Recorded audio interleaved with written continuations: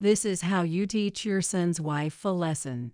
Madison, my mother-in-law, said while looking at my face covered in cream, laughing so hard she nearly fell over. Mom, that's too much. Why are you so upset? It's just a little surprise. Exactly. The bride shouldn't look so serious. Come on, smile, smile.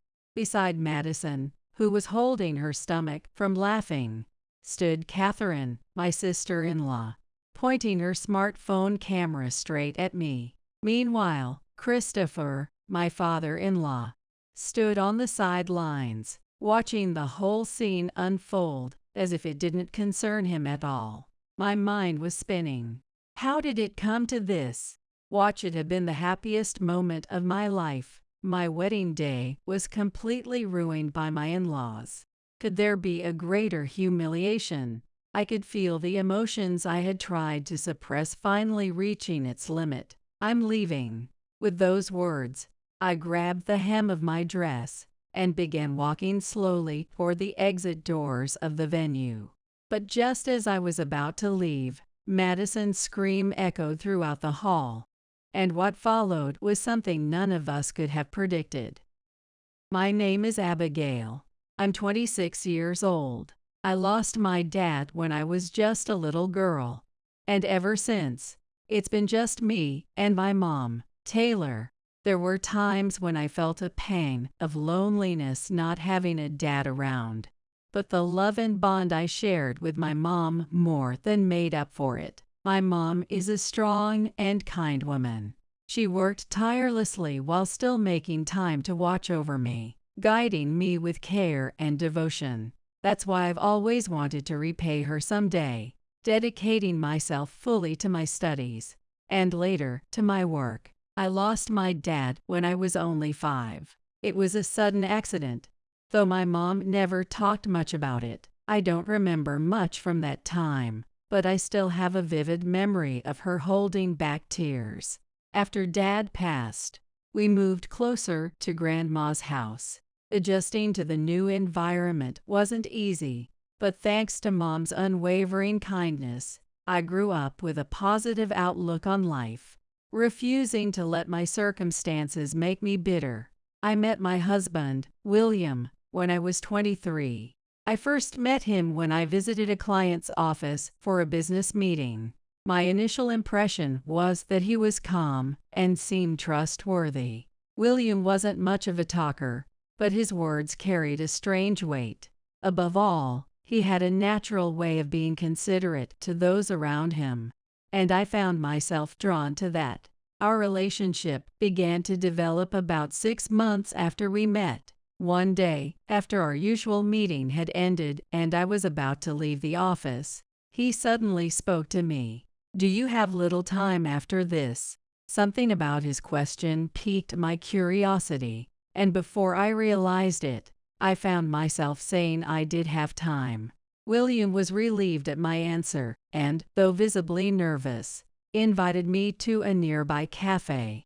Our conversation that day mostly revolved around work, but his gentle tone and warm smile made me feel comfortable. From that point on, our relationship slowly but steadily grew deeper. Despite our busy schedules, we made time to see each other and carefully cherished the moments we shared. Whenever he noticed I was overwhelmed by my workload, he would often say, "You don't have to push yourself so hard." Every time he showed me that kind of kindness, I felt reassured and knew he truly cared for me. Then, in the winter of my 25th year, he invited me to dinner with a more serious expression than usual. Sensing that it was a special occasion, I felt a little nervous inside. His demeanor made me anticipate something significant was about to happen. After a slightly awkward meal, during dessert, he suddenly stood up and pulled out a small box from his pocket. Inside the box was a simple yet beautiful ring that immediately caught my eye, a sight I still remember vividly to this day. "Abigail, will you marry me?" His quiet words carried an unwavering determination, and in that moment, my heart was filled with warmth. I knew, deep down, that with him, I could face any future that awaited us. Without hesitation, I said, yes. My voice sounded so natural that even I was surprised. And just like that, we became officially engaged. Mom cried tears of joy, and I should have been on top of the world. But during our engagement, I couldn't shake a lingering sense of unease. The source of that unease was his family. My relationship with William's family felt awkward. His family was what you'd call an elite household. William's father, Christopher, his mother, Madison, and his sister, Catherine, were all highly educated and successful. Madison, in particular, was a sharp and capable CEO of her own cosmetics company. It was clear that Madison wasn't happy about my marriage to William. She never said it outright, but her cold demeanor and subtle comments made her disapproval obvious. The first time I was invited to their home, I nervously greeted Madison with the warmest smile I could muster. "Hello, I'm Abigail. Thank you for inviting me today." Madison, after a brief pause, replied without expression, "Well, come on in." Was I not welcome here? Her tone was so devoid of warmth that I couldn't help but feel that way. As we stepped into their spacious living room, I was immediately struck by the sight of the neatly arranged, expensive-looking furniture. Feeling overwhelmed, I found solace in William's gentle touch as he held my hand for support. That small gesture was my only comfort. At dinner, after exchanging formal greetings, I was bombarded with questions from Madison. "So, Abigail, which university did you graduate from?" "I graduated from a local college." I see." I didn't miss the slight stiffening of Madison's expression as I mentioned my alma mater. Seeing her reaction, a bead of sweat trickled down my back. Madison, like Christopher and Catherine, had attended a prestigious private university. Whenever the topic of education came up, I found myself shrinking in my seat. Catherine, to her credit, was relatively friendly and tried to engage me in conversations about work and hobbies, but Madison's piercing gaze made it impossible for me to fully enjoy the conversation. Moreover, the fact that I was raised in a fatherless household seemed to be another significant issue for Madison. As dinner progressed, Madison casually asked, "What kind of work does your mother do?" "She's retired now, but she used to work at a local supermarket." "Taylor's amazing." She worked day and night, holding multiple jobs to put Abigail through college. "Wow, that's impressive. I could never do that myself." Working part-time at a supermarket, Madison's words carried an unmistakable air of prejudice toward my upbringing. With every word she spoke, my heart grew colder and more rigid. Sensing my discomfort, William frequently stepped in to help, but the heavy, dark emotions in my chest refused to dissipate. On the way home, William held my hand as he looked down and said, "I'm sorry about everything Mom said. I'll talk to her about it later. But no matter what my family thinks, I'm marrying you, Abigail. Don't let their opinions bother you." While his reassurance warmed me, it was impossible not to feel affected. I desperately wanted to be accepted by William's family, but the gap between that hope and the reality was insurmountable. Would Madison and the rest of his family ever accept me? Would my marriage to William truly bring happiness? These questions swirled in my mind, leading to many sleepless nights. Even so, I tried my best to build a relationship with my in-laws by sending flowers and gifts for their birthdays. And finally, the long-awaited day of the wedding arrived. The makeup carefully done than ever before, and the white wedding dress Mom and I had chosen together. I stood next to William, waiting to walk down the aisle. It felt as if I were in a dream. After a long journey, I was finally about to start a new life with William. The wedding had about 100 guests. To my surprise, most of them were related to his in-laws, and it quickly turned into a large-scale wedding. Our friends and family were also there, showering us with warm words of congratulations. "Abigail, I wish you all the happiness in the world." With Mom's tearful gaze watching over me, William and I exchanged vows of eternal love in the chapel, and then it was time for the reception. The program was running smoothly, and the venue was filled with the smiles of our guests. The pleasant atmosphere of the reception was disrupted just as my nerves began to ease, and I started to relax. Suddenly, Madison stood up, grabbed a microphone, and stepped onto the stage. "Everyone, thank you so much for being here today. I actually have a little surprise for the bride, Abigail." As Madison's voice echoed through the venue, a chill ran down my spine. I had a bad feeling about this, but the cheers from the guests left me no choice but to stand there quietly. Here's the surprise. A large cake was brought out in front of me. It was beautifully decorated, a luxurious centerpiece fitting for a wedding reception. But then, something unthinkable happened. Without warning, Madison suddenly smashed the cake into my face. For a moment, I couldn't comprehend what had just happened. The cream spread all over my face and dripped onto my dress.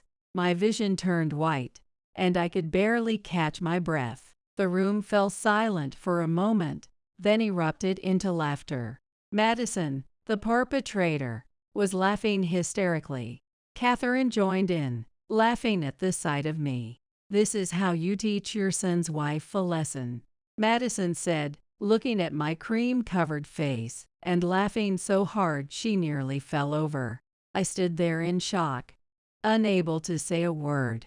I could feel the confused stares of the other guests, but no one moved to intervene. Perhaps they were as stunned as I was. "Mom, that's too much," William said, his voice tinged with anger. But Madison brushed him off, continuing to laugh. "Why are you so upset? It's just a little surprise." "Exactly. The bride shouldn't look so serious. Come on, smile, smile." Beside Madison, who was doubled over in laughter, Catherine pointed her smartphone camera at me. Christopher, meanwhile, stood on the sidelines, watching as if it didn't concern him. My mind was in chaos. How had it come to this? What was supposed to be the happiest moment of my life, my wedding day, had been utterly ruined by Madison. Could there be a greater humiliation? I could feel the emotions I had tried to suppress finally reaching its limit. I took a deep breath and wiped the thick layer of cream off my face. I could feel every eye in the room on me, but I was no longer the woman who would cower in such a moment. "I'm leaving." Gathering the hem of my dress, I began to walk slowly toward the doors of the venue. There was no reason to stay in a place where I had been so humiliated. Sensing my determination, William followed me without a word. Madison, for a moment, looked shocked, her eyes widening, but her expression quickly turned to one of irritation. "Wait, what are you doing? The reception isn't over yet," Madison's voice called out from behind as she hurried after us. But I didn't look back. I gripped William's arm tightly and kept my eyes forward, heading straight for the exit of the venue. Then, suddenly, a scream echoed throughout the hall. "What are you doing? Stop it!" Instinctively, I turned around, and what I saw left me stunned. Madison had beer poured all over her head. Her meticulously done makeup and hair were completely ruined. Breathing heavily, Madison stood frozen, her face expressionless, and next to her, holding a beer bottle in his hand, stood James Anderson, the guest of honor at the reception, and one of Madison's business clients. James, a CEO managing multiple companies, was a renowned figure in the industry. Ignoring the murmurs of the crowd, He glared at Madison with a stern, unwavering expression. There was something so commanding about his presence that I couldn't take my eyes off him. The hall fell silent. In the stillness that seemed to freeze time, James spoke in a low, resonant voice. "Madison, I never realized you could be this shameless.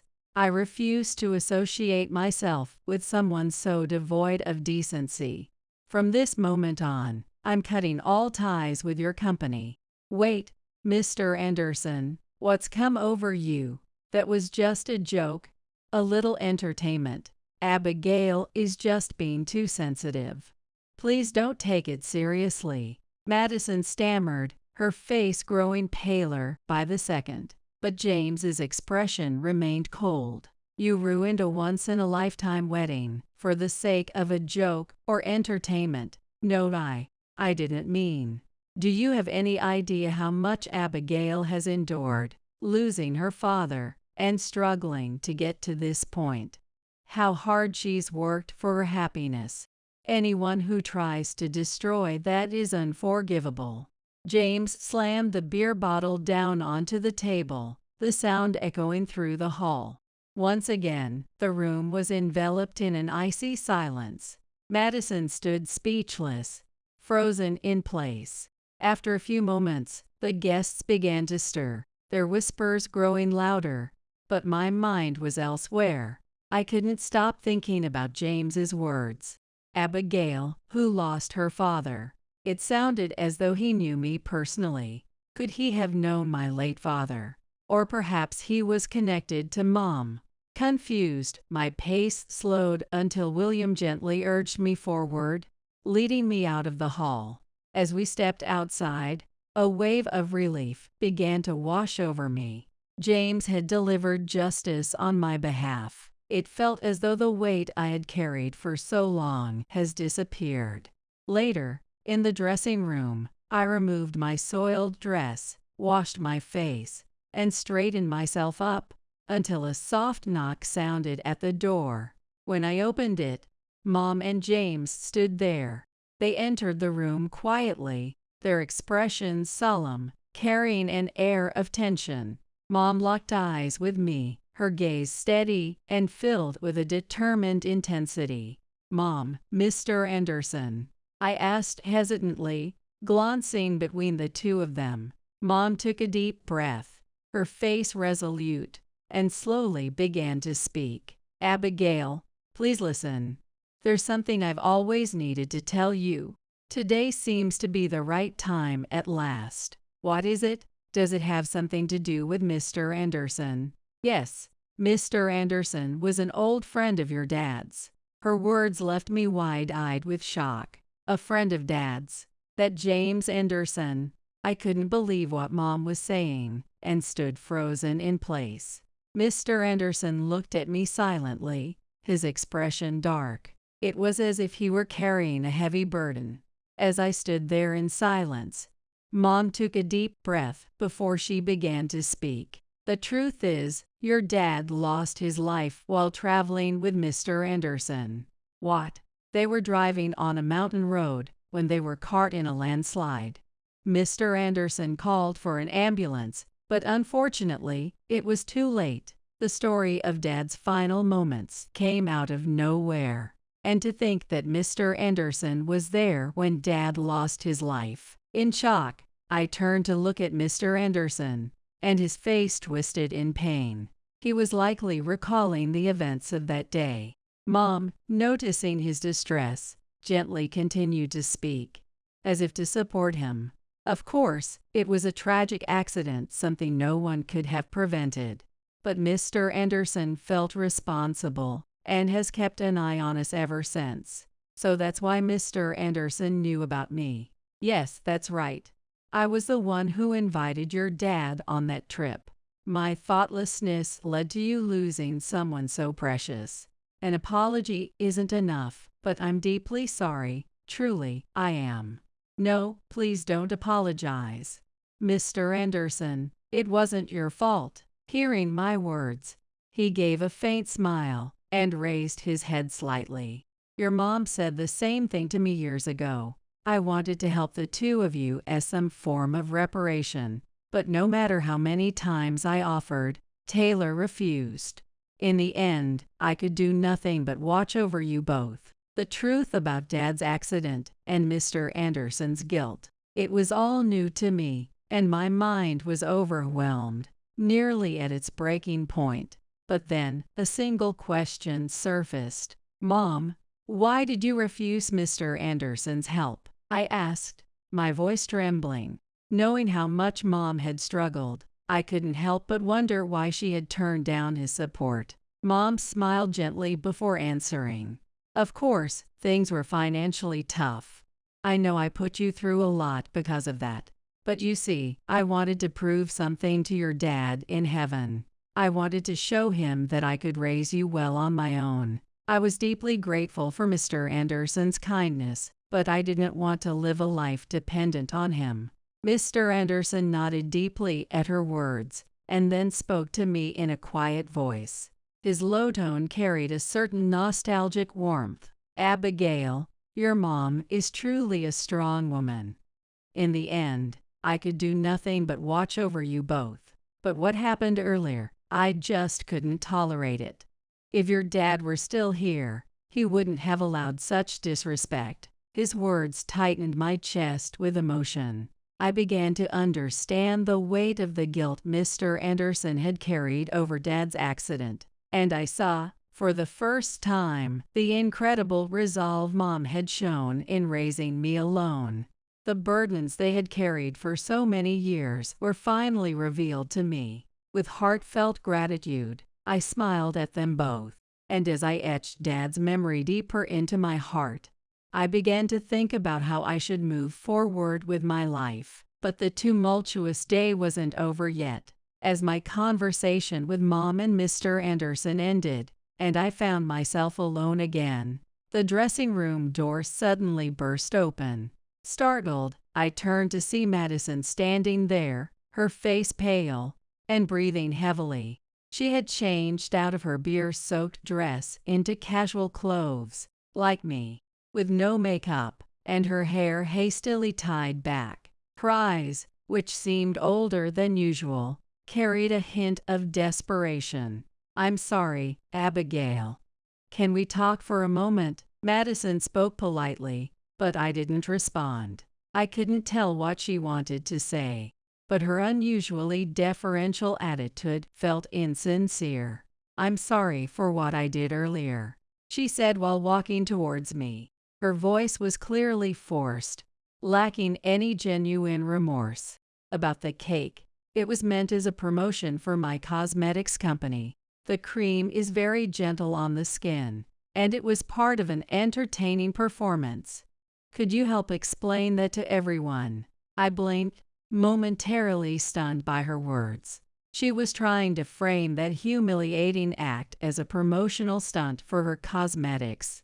Even as someone inexperienced in business, I could see how ridiculous her excuse was.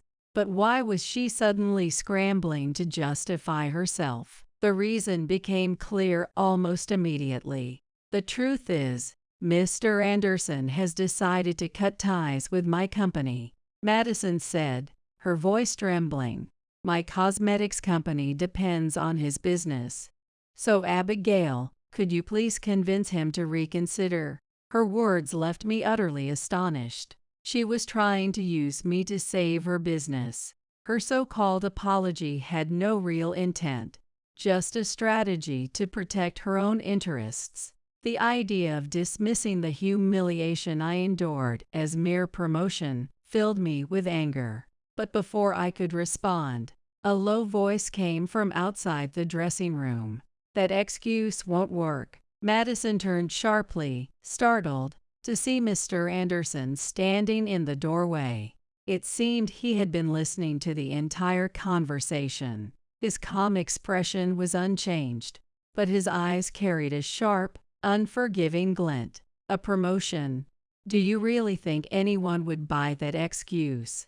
Using such disrespectful behavior as part of a cosmetics campaign is unheard of. My decision to cut ties with your company stands. Nothing has changed. Madison's face turned visibly paler at his words. She struggled to find something to say, but Mr. Anderson's resolute demeanor silenced her. Could you please leave? There's nothing left for us to discuss, I added firmly, and Madison hunched her shoulders and slowly left the dressing room. She is clearly too defeated to argue further. Once she was gone, I turned to face Mr. Anderson. Thank you. You've come to my rescue again. It's nothing at all. I hope you know that I want to help you more. Please don't hesitate to rely on me any time. Mr. Anderson looked at me with eyes full of kindness, and for a moment, I saw my dad in him. I thought to myself that once things settled down, I would like to hear more stories about Dad from him. However, even after the reception, I found no peace of mind. William and I had started living together in the new home we had prepared, but an unexpected problem arose in the most surprising way. One day, a friend who attended the wedding urged me to check social media immediately. When I did, I couldn't believe my eyes. Circulating online were posts about the cake incident at the reception. They claimed it was all part of a promotional stunt for a cosmetics company. And worse, that it had been my idea. Upon further investigation, I discovered something even more shocking. The posts had originated from an account using my name. There was only one person who could have orchestrated something so absurd. It had to be Madison.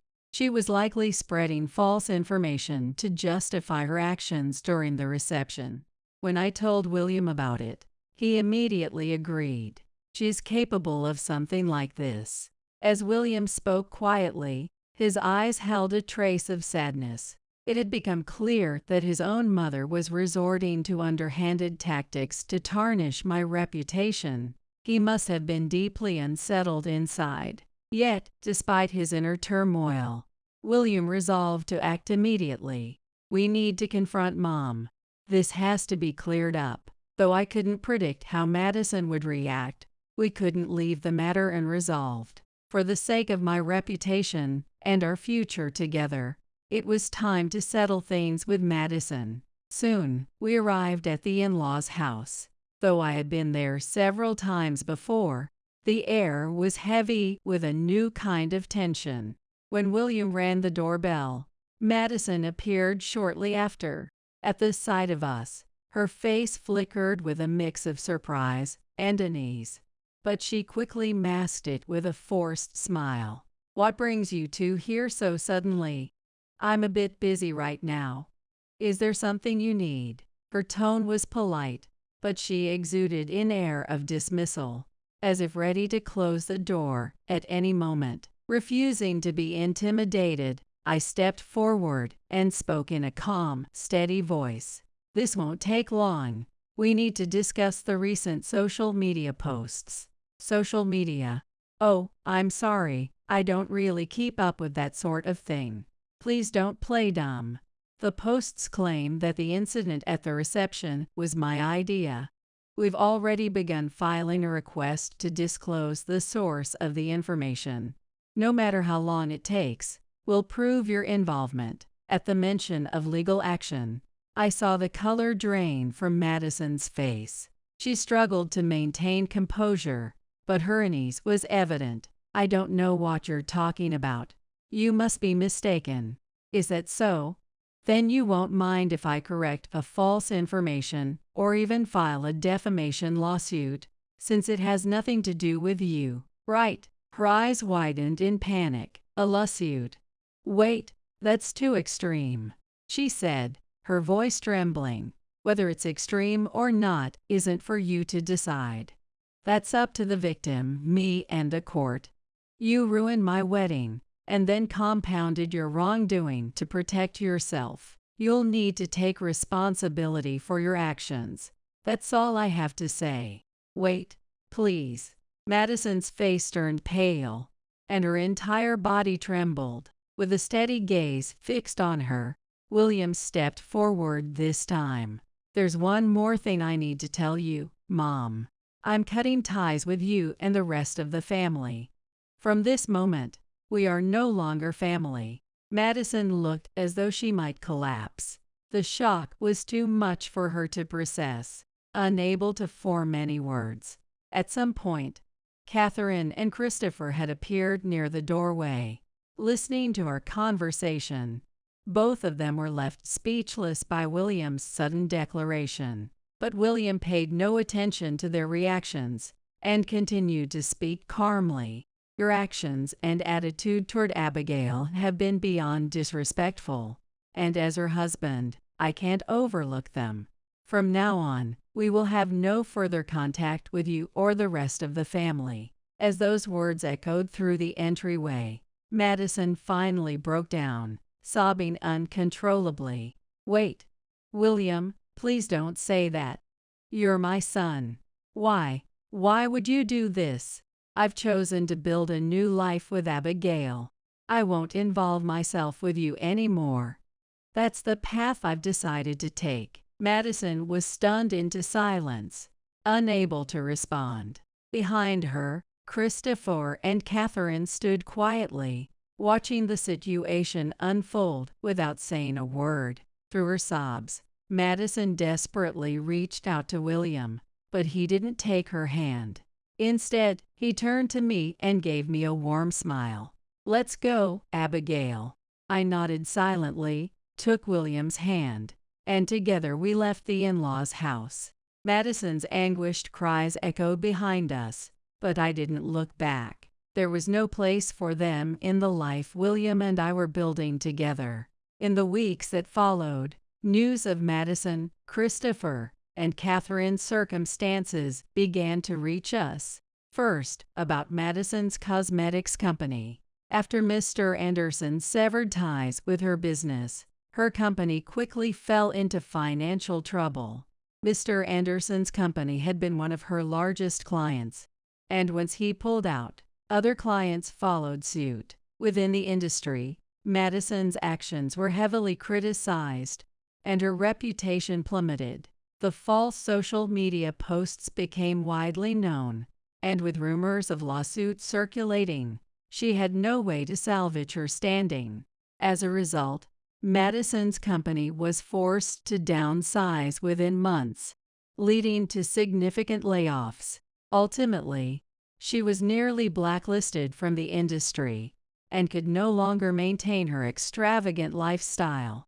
Christopher, who had no involvement in Madison's business, could only watch silently as her company collapsed. Although he worked as a manager at a major corporation, the scandal left him increasingly demoralized and isolated at work. Catherine also faced repercussions from the chaos Madison had caused. At her workplace, the social media debacle became a hot topic, and she endured cold stares from her colleagues.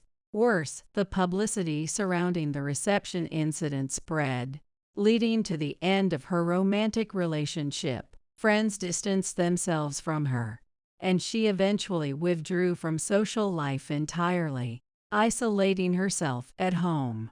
Meanwhile, William and I were enjoying a peaceful newlywed life in our new home. We spent our days shopping together, watching movies, and savoring the little moments that brought us simple joy. The small house we had chosen together was always filled with warmth and comfort, and every day felt like a new discovery. As we spent more time together, our bond grew even stronger. Mom, who lived nearby, was a constant presence in our lives, watching over us with love and care. We often invited each other over for meals, and the time spent at the table with Mom and William was precious to me. Recently, Mr. Anderson started visiting us as well. The stories he shared about Dad were always fresh and fascinating, and I found myself looking forward to his visits. Mom and Mr. Anderson had also begun going out for meals together occasionally. Mr. Anderson, with his strong sense of responsibility, seemed to be a reassuring presence for Mom as well. Perhaps the two of them had been holding back their feelings out of consideration for me all this time. Thinking that made me feel a pang of guilt, but it also filled me with a deep desire to support their relationship. I was certain that Dad, watching from heaven, would wish for their happiness too. William, Mom, and Mr. Anderson. As I sat at the table, surrounded by the smiles of these precious people, I felt a profound sense of gratitude for the happiness I now held. I've asked Taylor to take care of the house, but I told her to call a helper if there's any trouble.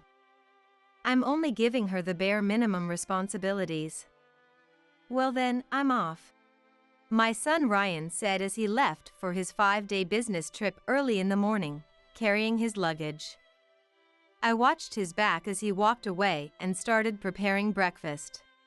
Cooking has been a struggle since my stroke, but thanks to researching simple recipes and easy housekeeping methods, I think I can manage somehow.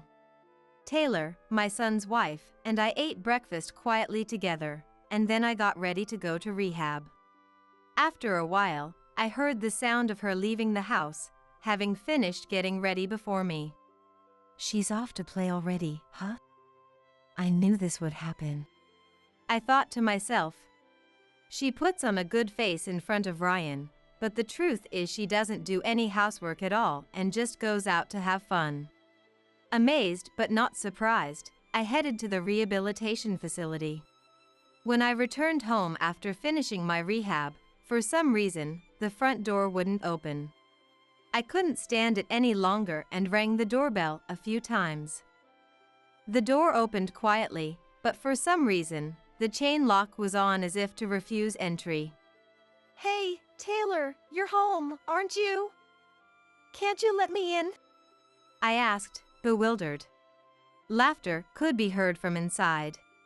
You can barely do any housework, so you're just in the way if you're in the house. If you want to sleep, there's a sleeping bag Ryan used to use in the garage. Why don't you use that? She said mockingly and slammed the front door shut with force, kicking me out. I couldn't comprehend what was happening or why things had turned out this way.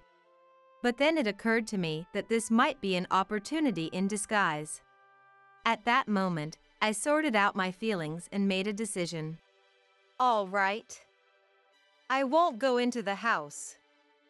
But don't complain about when or where I sleep, I said to the firmly closed front door, not caring if she heard me or not, and slowly walked alone down the dark street. My name is Samantha, a 55-year-old housewife living with my son Ryan and his wife Taylor. Before getting married, I had a normal job working as an average office worker. While working at the company, there were encounters, but few romantic ones. On weekends and days off, I spent my time partying, introduced by a colleague who joined the company at the same time as me. That time, we gathered at a restaurant near the station 4 women including myself, my colleague, and her friends, and 4 men. One was running late due to work and was on his way. When my friend and I arrived at the restaurant, only 3 men were there. 5 minutes later, as we were talking and eating, a man in a suit arrived. I'm Patrick. Sorry I'm late, he said. Compared to the other men, his face was kind-looking rather than handsome, and he wasn't particularly tall. However, as I sat across from him and we talked, I learned about his hobbies and his considerate personality. The more we talked, the more interested I became in him. The other members seemed to be aiming for the most handsome man in the group. Normally, I would have set my sights on the same person as everyone else, but today I felt strange and couldn't take my eyes off him. Does Samantha really want that guy? That average-looking, ordinary man? The opinions were a bit negative, or something like that, perhaps because my choice was so unexpected. But no matter how many negative opinions were expressed, my feelings didn't change. All right, if Samantha is that serious about it, we'll support her too. As we were discussing what to do next after finishing the first round of drinks, I seized the opportunity when the other members were distracting the men and pulled Patrick away from the conversation to a slightly secluded spot. "I'm sorry, I think I'm a bit drunk. Could you come with me to the nearby restroom?" On cue, my colleagues urged the men to go ahead to the next bar, leaving Patrick and me alone. "Are you okay? If you're feeling sick, let's get you to the restroom quickly for now," Patrick said with concern in his voice. "Actually, I'm not feeling sick or drunk at all. I'm sorry for deceiving you like this, but I really wanted to be alone with you," I confessed, feeling a twinge of guilt for my little white lie. "So you're not feeling unwell? That's a relief. I was worried about what to do if you were really feeling sick. Anyway, I'm glad you're not feeling ill." Even though I had tricked him into being alone with me, Patrick didn't scold me for lying. Instead, he was genuinely worried about my well-being. His kindness made me feel even more apologetic, but at the same time, my affection for him grew. "I'm sorry, but if it's okay with you, would you like to start over and have a drink with just the two of us?" I asked tentatively. For a moment, he looked taken aback by my invitation, but perhaps it was just his way of hiding his shyness. With an embarrassed expression, he accepted my offer. From there, we moved to a quieter setting like a bar, enjoying our time alone together. We talked about each other, sometimes listening to each other's work complaints, gradually closing the distance between our hearts. Feeling pleasantly tipsy, I stumbled, and Patrick caught me. In that moment, the way he looked at me was too much to resist. I pressed my lips to his, and we became one. A year later, despite our colleagues saying our relationship wouldn't last long, we brushed off their comments and finally got married. For a while after our wedding, we continued working as a dual-income couple. But when Ryan was born, Patrick expressed his wish for me to prioritize childcare and household duties. Taking his words to heart, I quit my job and devoted myself to supporting our family at home as a housewife. I hoped these happy times would last forever. However, that blissful period came crashing down with a loud noise one day. It was 3 years ago. After graduating from college, Ryan got a job at a local company. While working diligently as a full-fledged member of society, he married a woman named Taylor, and it had already been 2 years. Just when I thought even greater happiness was in store for our growing family, Patrick was involved in a traffic accident on his way to work and passed away. It happened right after we were talking about how he would likely live a long life, given his energetic nature. The incident was so sudden that, honestly, I couldn't believe it until I saw Patrick's deceased body. Apparently, I kept mumbling to Ryan that he must have just been injured. I don't even remember that myself, but they say the moment I saw him at the hospital, I let out a loud cry and broke down in tears. For a while, I couldn't recover from his death and spent my days in a daze. But as I looked at his portrait, smiling at the camera, I thought I saw a momentary flicker of sadness on his face. "You're right, absolutely right. If I keep crying forever, you won't be able to rest peacefully in heaven, will you? I understand. I'll live strongly for the both of us," I declared, feeling like he had passed the baton of vitality back to me once more. Fortunately, thanks to the money he had been saving at the bank for our retirement and the insurance he had taken out in case of emergencies, we had enough savings to live comfortably as long as we didn't indulge in luxuries. Moreover, Ryan, worried about me, suggested that the three of us, him, Taylor, and myself, live together as a family. And now, here we are, living under one roof. Ryan worked from early morning until late at night, and Taylor often went out with her friends who lived nearby. The two of them were rarely home, leaving me to handle all the household chores single-handedly. However, the joy of being able to support my family outweighed the challenges, so it wasn't too difficult for me. In fact, I found happiness in being useful to my family. But there was also a concern gnawing at me. It was about Taylor. Like me, Taylor had been living with Ryan as a housewife until now. When I started living with them, I wondered how she would manage her life. To my surprise, she neither took on a part-time job nor helped with the housework. Instead, she spent her time freely hanging out with her friends in the neighborhood. Ryan probably knew that she was just playing around all the time, but for some reason, he never scolded her. On the contrary, he even gave her money. I found myself unable to comment on her behavior for quite some time. You see, during the family meeting for Ryan's wedding, I met Taylor's mom, Olivia, for the first time. We hit it off, bonding over the shared circumstance of having lost our husbands. Since then, we've become close friends. Because of this, I haven't been able to say anything to avoid causing unnecessary worry for her as well. Using your mind is more exhausting than using your body, isn't it? I thought to myself, feeling the mental strain of an inexplicable frustration and the pain of not being able to confide in anyone about my troubles. Then, one day, it happened out of the blue. As usual, I prepared breakfast for Ryan and Taylor and saw Ryan off first. I'm going out with my friends again today, so please take care of the house. I'll be back in the evening, Taylor said before leaving shortly after Ryan had left for work.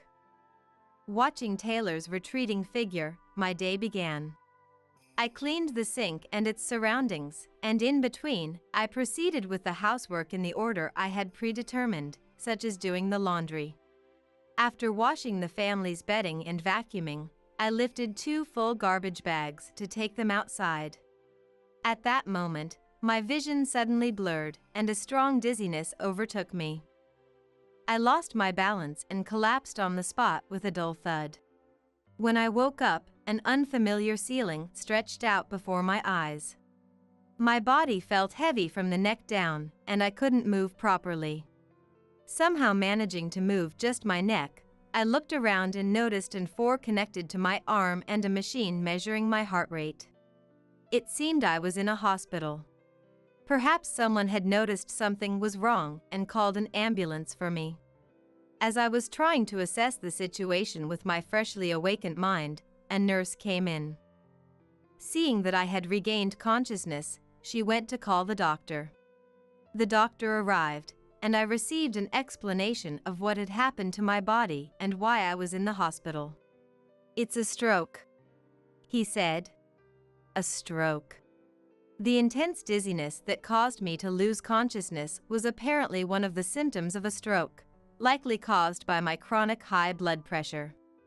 It turned out that a neighbor who had visited by chance called the ambulance for me. They heard a loud noise from inside the house, and since the door was unlocked, they entered to find me collapsed on the floor. The heaviness I had felt in my body since waking up was likely caused by the stroke. As time passed, sensation returned to my left side, but my right side still wouldn't move as I wanted it to. According to the doctor, when I collapsed, my brain suffered a strong impact, damaging the area responsible for controlling the right side of my body, leaving it paralyzed. However, with rehabilitation, I could apparently regain at least the minimal movement necessary for daily life, even if it wouldn't be the same as before. So, I decided to focus on rehab during my hospital stay. A month later, with blood, sweat, and tears, I continued my rehabilitation and somehow managed to walk slowly on my own. I would have to keep going to the hospital and rehab to treat the paralysis on my right side, but considering it was to avoid living an inconvenienced life in the future, it was no big deal. During my hospitalization, Ryan was busy with work and sent me a text apologizing, "I couldn't come to visit you," along with words of concern. The ones who came to pick me up when I was discharged were Ryan and Taylor, who hadn't visited me even once. "Thank you for coming to get me. Was work okay?" I asked Ryan. It's fine for a day or so. I took care of various things while I couldn't come to see you, he replied. Samantha, are you all right? Taylor chimed in from behind Ryan. For now, I decided not to think about her. While Ryan was loading the luggage I had used during my hospital stay into the car, she just watched, fiddling with her smartphone. I had recently started to wonder what my son saw in someone like her. Come on, let's go home, Mom. To make up for all the care you've given us until now, I'll be the one helping you out from now on, so don't worry, Ryan reassured me. Even though I was finally going home after being discharged, I couldn't help but feel a little anxious.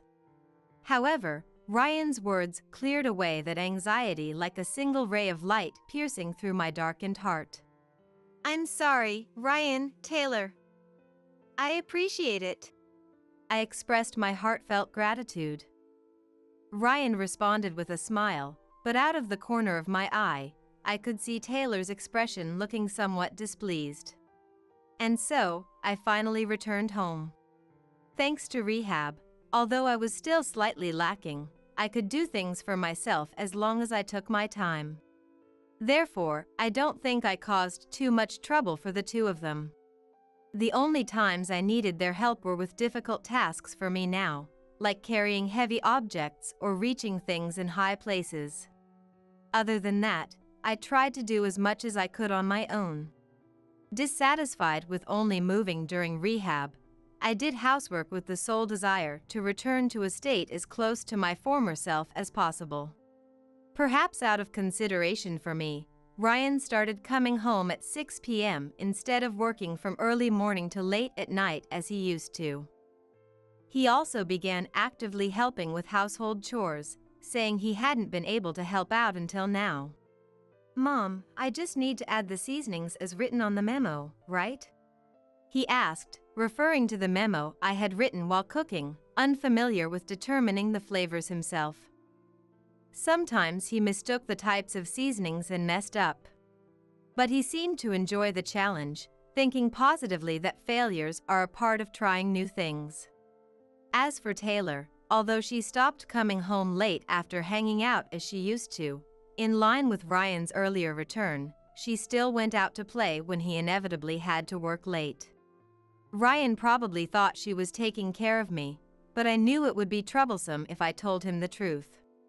It wasn't that I was being considerate, but given the current situation, I wanted to avoid troublesome things as much as possible. One night, while somehow managing to do the housework as usual with his help, he told me something. Due to work circumstances, he had no choice but to go on a 5-day business trip. During the trip, he said, "I'll leave the house to Taylor for now." However, he didn't know that she gleefully went out to play every time he was away from home for work or other reasons. Taylor probably put on a good face in front of Ryan, but after he left for the business trip, she would likely not do anything around the house as before. Instead, she might spend even more time going out to play and possibly not come home at all. More than worrying about myself, I was anxious about what might happen in the coming days. With that unease in my heart, time passed, and the day arrived when he was leaving for his trip. I've asked Taylor to take care of the house, but I told her to call a helper if there's any trouble. I'm only giving her the bare minimum responsibilities. Well then, I'm off, Ryan said as he left early in the morning with his luggage for the 5-day trip. Watching Ryan's back as he walked away, I started preparing breakfast for two, thinking Taylor would probably eat too. Cooking has been a struggle since my body became like this, but thanks to researching simple recipes and easy housekeeping methods to support my family, I think I can manage somehow. In my current condition, using a knife is dangerous, but I was amazed to discover that with the latest kitchen gadgets, I could cook without using a knife. At this rate, I might not even need Taylor's help. I'll try to do as much as I can on my own. Just as I made that resolution, Taylor woke up from the bedroom, rubbing her sleepy eyes. "Oh, Ryan already left?" she asked. Yes, he's gone. Let's do our best for these 5 days, Taylor. By the way, are you going to have breakfast? I replied. "I'll eat," she said curtly. And so began our temporary 5-day life together, just the two of us. We ate breakfast quietly, and while I was getting ready to go to rehab, I heard the sound of Taylor leaving the house in a hurry, having finished getting ready before me. She's off to play already, huh? I knew this would happen, I thought to myself. I took a taxi to the rehabilitation facility, and after finishing my 2-hour rehab session, I went to a cafe adjacent to a nearby library to read and drink coffee. Before I knew it, it was evening by the time I started heading home. When I got home, for some reason, the door wouldn't open. I rang the doorbell a few times, but not understanding the situation, I couldn't stand it any longer and contacted Taylor. Then I heard footsteps from inside, and the house key turned quietly, but for some reason, the chain lock was on the door as if to refuse entry. Hey, Taylor? You're home, aren't you? Can't you let me in? I asked, bewildered, calling out to Taylor, who was probably on the other side of the door. Laughter could be heard from inside. Oh my, Samantha, what's the matter? Did you hit your head when you got injured and mistake where you're supposed to return to? Taylor asked mockingly, making me feel a momentary terror. What on earth was this person saying? At that time, I couldn't understand the true meaning behind her words. I'm not mistaken. Come on, let me in quickly. What on earth are you trying to do? I demanded. You can barely do any housework, so you're just in the way if you're in the house. If you want to sleep, there's a sleeping bag Ryan used to use in the garage. Why don't you use that? She said with a mocking face, then slammed the front door shut with force, kicking me out. I couldn't comprehend what was happening or why things had turned out this way. But then it occurred to me that this might be an opportunity in disguise. She had never done any housework and just played around until now, spending time as if she had been home when Ryan came back from work. I had endured it until now to avoid causing unnecessary worry for my good friend Olivia, but honestly, I had reached my limit. At that moment, I sorted out my feelings and made a decision. All right. I won't go into the house. But don't complain about when or where I sleep, I said to the firmly closed front door, not caring if she heard me or not, and slowly walked alone down the road at dusk, the sun having completely set. I realized now that I had left my phone and everything else except my wallet at home, thinking my only plan for the day was rehab. With this, I had no way to contact Ryan. Since I couldn't get in touch with him, I stopped a taxi that happened to be passing by and asked to be taken to a certain place. After a 20-minute drive, the place I was heading to was Olivia's house, where I had greeted her and visited a few times before. I thought it might be a bother to go at this hour, but with nowhere else to go and believing she was the only one who would directly understand my current situation, I came prepared for the rudeness and inconvenience. Huh? Samantha, what's wrong? Why are you here so late at night? Oh, by the way, is your injury okay? Could you please let me inside the house for now? I'll explain the situation properly later. Olivia asked, surprised by my sudden visit but warmly welcoming me and inviting me into her house. I loved the atmosphere of this home, which retained an old-fashioned charm and felt somehow nostalgic and comfortable.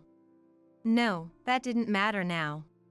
With her help, I was somehow led to the living room, and despite the late hour, she even served me coffee and entertained me. She seemed to have contacted Taylor after seeing me, but apparently, Taylor's phone was turned off and she couldn't reach her. So, what on earth happened? I can't get in touch with Taylor either, And seeing you here at this hour without any luggage, did something happen at home? Olivia asked. I confided in her all the anxieties I had been holding in my heart until now. How Taylor, since getting married, didn't help with the house at all, how she was always going out to play while Ryan was at work, and how her behavior hadn't changed at all even after I became like this. And how I was driven out of the house by that very Taylor. I laid bare to her everything I had endured saying, keeping it pushed down inside me.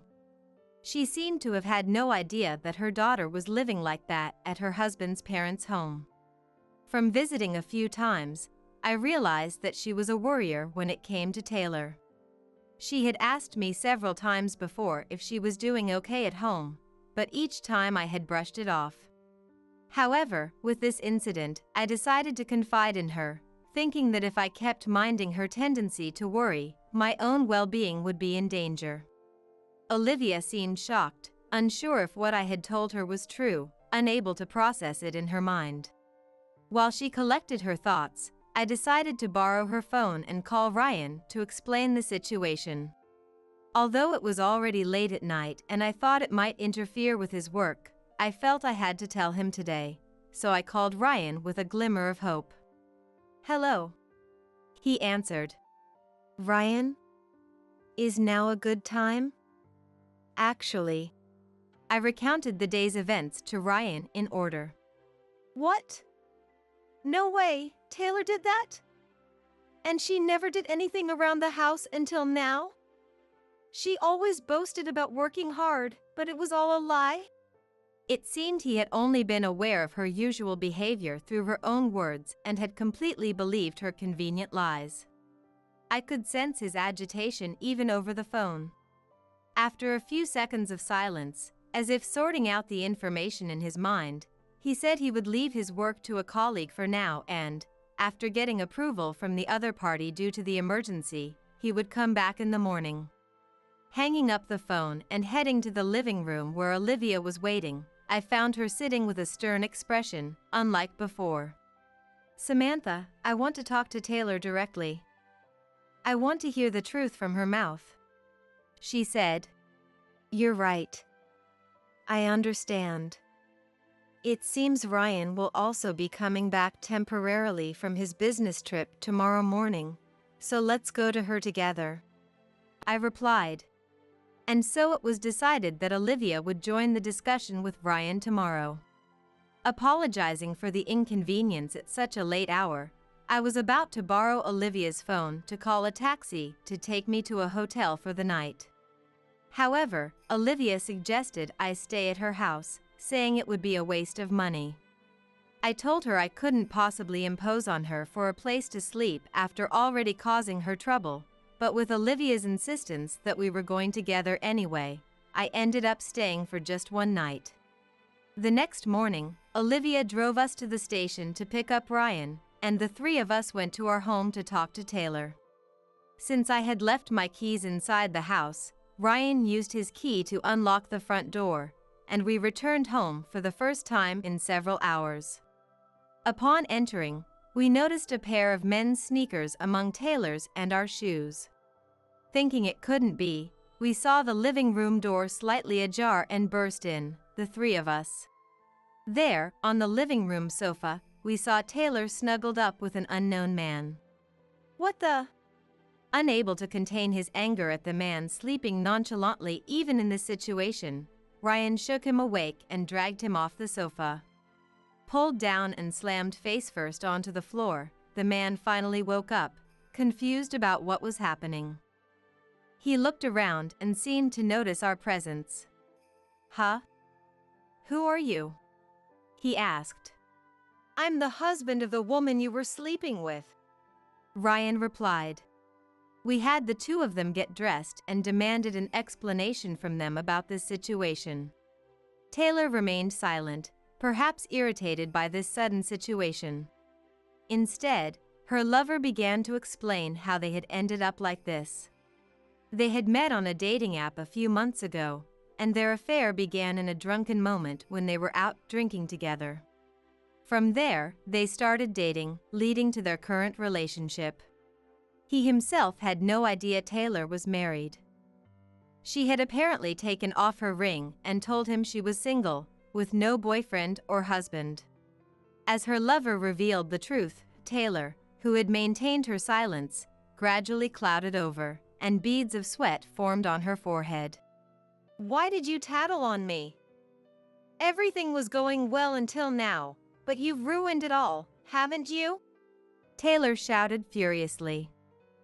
Olivia, her mother, slapped her cheek while shedding large tears. So it was all a lie that you were too busy with housework to even work part-time. I heard from Samantha yesterday. Even when Samantha was having a hard time, you were just out playing, and you used the money I gave you because you couldn't earn it yourself to play around with your lover.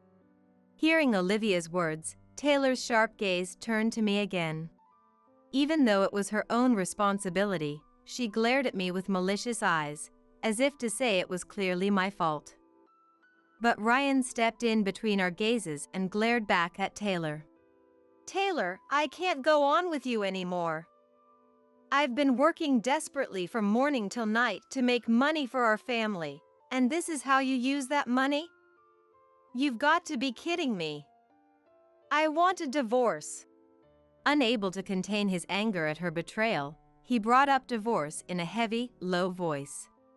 Shaken by the word divorce, Taylor clung to Ryan's feet and screamed desperately. Don't abandon me! But of course, not even we, let alone Ryan, were willing to forgive her. No matter how much she cried or apologized, her fate was sealed in Ryan's and our minds. She had to atone for what she had done. At this point, for some reason, Taylor started to argue back. But where's the proof that I was really having an affair?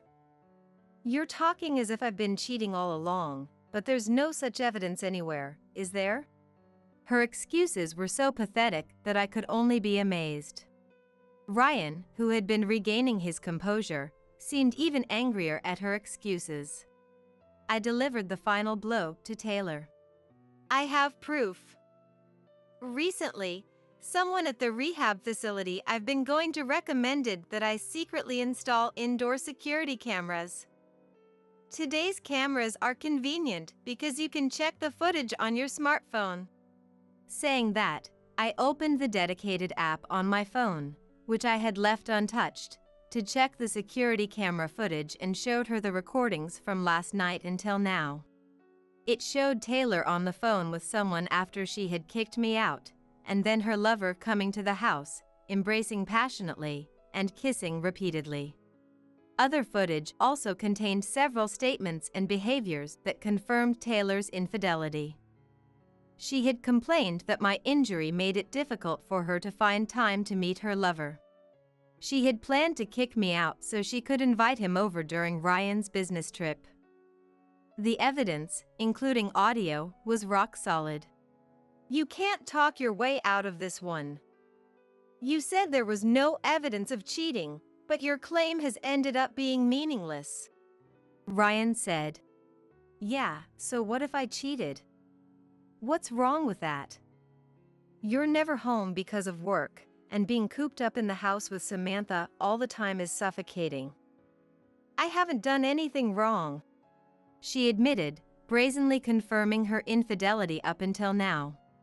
Apparently, she had spent all the money she had received from Ryan and Olivia on buying things for her lover and going out to eat with him. Not wanting to even breathe the same air as Taylor, who had fully admitted to cheating, we quickly kicked her and her lover out. We'll talk more about this later, Ryan stressed. She didn't respond to his words as she left, but later, she came with her lover who had been in the house, and discussions were held with a lawyer present. The footage from the security cameras I had installed was established as evidence to validate the divorce, and Ryan and Taylor's divorce was granted. Furthermore, compensation and settlement money were demanded from Taylor and her lover, who had been cheating in the divorce trial. But Taylor showed no signs of remorse, not just for this incident, but for the countless troubles she had caused in the past. Fed up with her antics, Ryan and Olivia decided to cut all ties with her completely. "Don't you dare come near us ever again!" Despite being abandoned by Ryan, who had loved her passionately, and Olivia, her own mother, Taylor seemed utterly unfazed. If anything, she appeared almost relieved as she sat through the discussions with the lawyers and us, a serene expression on her face. Now single, Taylor soon discovered that her lover had never harbored any romantic feelings for her. To him, she was nothing more than a convenient plaything. As soon as he had paid off his share of the settlement, he vanished from her life without a trace. Accustomed to a life of pampering and indulgence, Taylor found herself woefully unprepared for the harsh realities of fending for herself. The meager sum she had left was hardly enough to maintain a decent standard of living, forcing her to settle for a dilapidated apartment. On top of that, she was saddled with the burden of paying the court-ordered alimony from the divorce, which meant she had to work herself to the bone from dawn till dusk just to stay afloat. Ryan, on the other hand, found himself with a bit more financial wiggle room after the divorce. Freed from the shackles of his previous workaholic lifestyle, he now made a point of coming home early in the evenings to help out with the household chores. His dedication and support allowed me to focus more intently on my rehabilitation. My friendship with Olivia remained as strong as ever. Even though she had cut ties with her daughter, Taylor, she made it clear that her bond with me was a separate matter entirely. She chose to believe in me over her own flesh and blood, and for that, I will be forever grateful. With Ryan's unwavering commitment to keeping our home running smoothly and her constant companionship during my therapy sessions, I found myself regaining more mobility and independence than ever before. These days, my greatest joy comes from the simple pleasures of grabbing a coffee or indulging in a bit of retail therapy with my best friend, Olivia, after a long day of rehabilitation. Life is good, and I couldn't be happier. Since Greg passed away, you'll be moving back with your parents, right? We'll be taking over this house. My beloved husband, Greg, had suddenly passed away. Right after the funeral, as I was grieving, Greg's parents, Reynold and Melissa, came to visit me. Although not many, this house is filled with memories of living with him. Why do I have to be the one to leave? However, to me, who was in no state to handle this, my Melissa ruthlessly declared those words. My name is Kathleen. I work as a clerk at a real estate agency. My encounter with Greg, who would become my precious husband, was through the real estate agency where I work. He was the real brother of my colleague, Bro, and the two were extremely close. Since their workplaces were nearby, Bro often stopped by. As I also worked as a clerk, I became close with my colleague who would later become my husband. That's how I was introduced to his real brother. Eventually, I started spending more time with the brothers, such as going out for lunch together when they invited me. I thought he was a nice guy who was easy to talk to and had a bright personality, but I didn't really think of him as a potential romantic partner. I assumed he felt the same way, but then one day, something happened that triggered a change in our relationship. Bro had made a reservation at a restaurant for us to meet up, but he suddenly had an urgent matter and couldn't make it. However, it seemed like a waste to cancel the reservation. So, for the first time, Greg and I had the opportunity to be alone together. I found out later that the Bro brothers had planned this together, and David had arranged for us to be alone at Bro's request. The food was delicious, and our conversation flowed easily. We quickly became intimate, sharing our upbringings and values. The more I got to know his inner self, the more I was drawn to his warm smile. From that day on, our relationship changed. And it didn't take long for us to get married. It probably wouldn't have happened without David's thoughtfulness. In that sense, I couldn't be more grateful to him for the events that were about to unfold. And then the day came to meet my PIL. Despite my anxiety, they welcomed me very warmly. The conversation continued with compassion, and my nervousness melted away. We're so happy you're here. We've been looking forward to meeting you, Kathleen. I've cooked up a storm hoping today would be a wonderful day, Melissa said, fussing over me. My PIL, like their eldest son Greg, were very independent and approachable people. I was relieved and filled with gratitude for the enjoyable time I had spent at my in-laws' home. Even after several interactions, my in-laws continued to support our happiness while maintaining a comfortable distance, never pressuring us about marriage or children.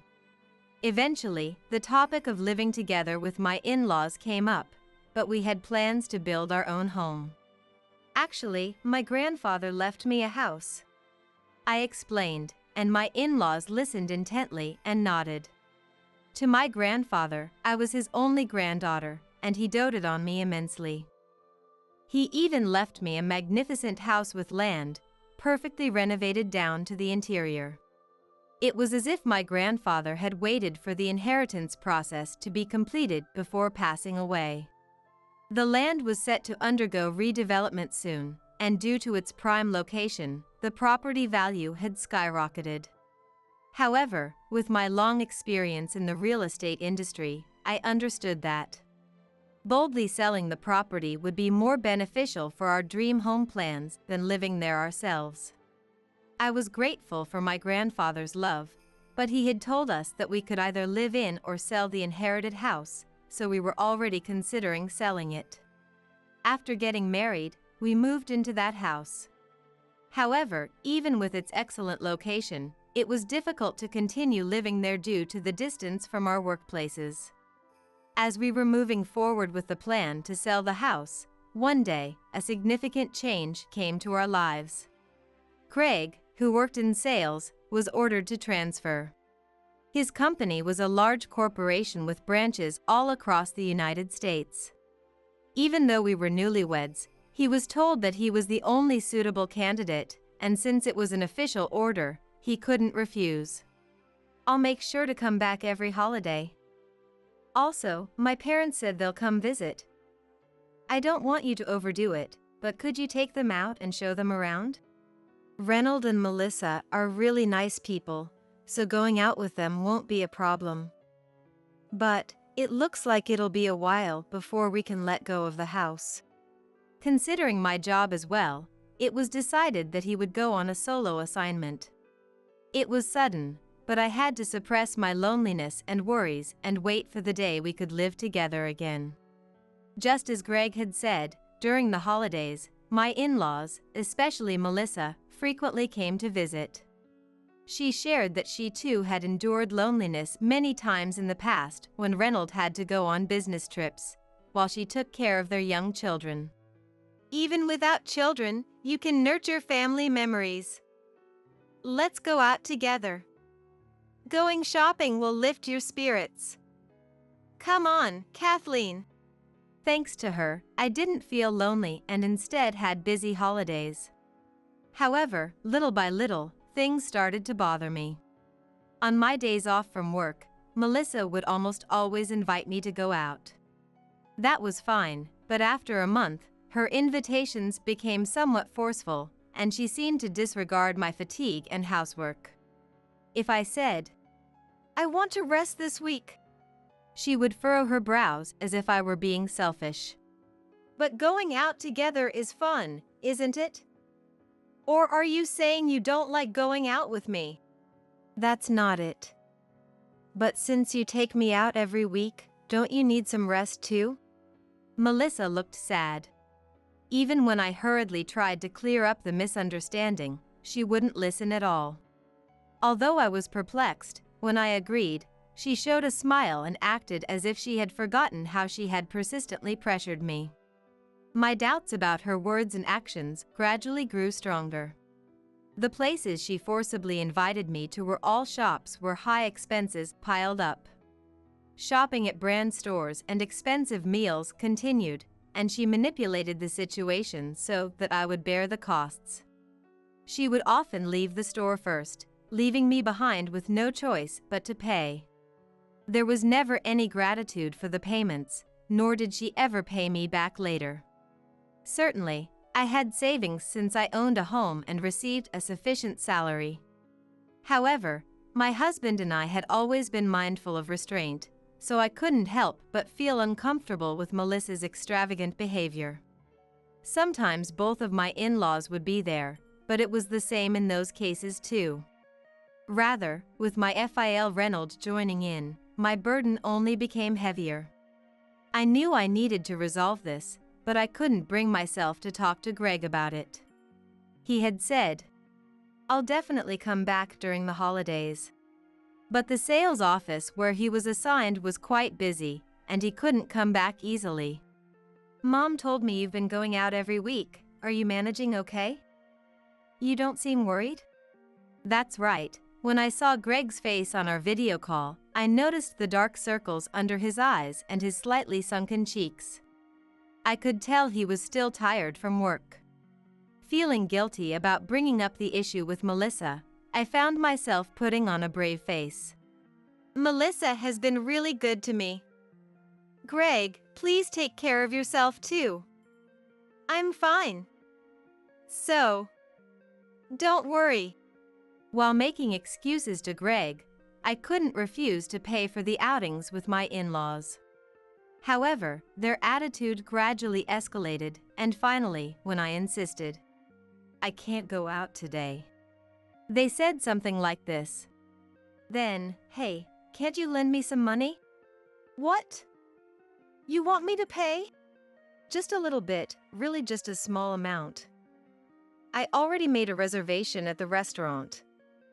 I'll take some other friends instead, so can you cover the amount I don't have on me?" I wanted to refuse, but if I did, the situation would become complicated and unmanageable.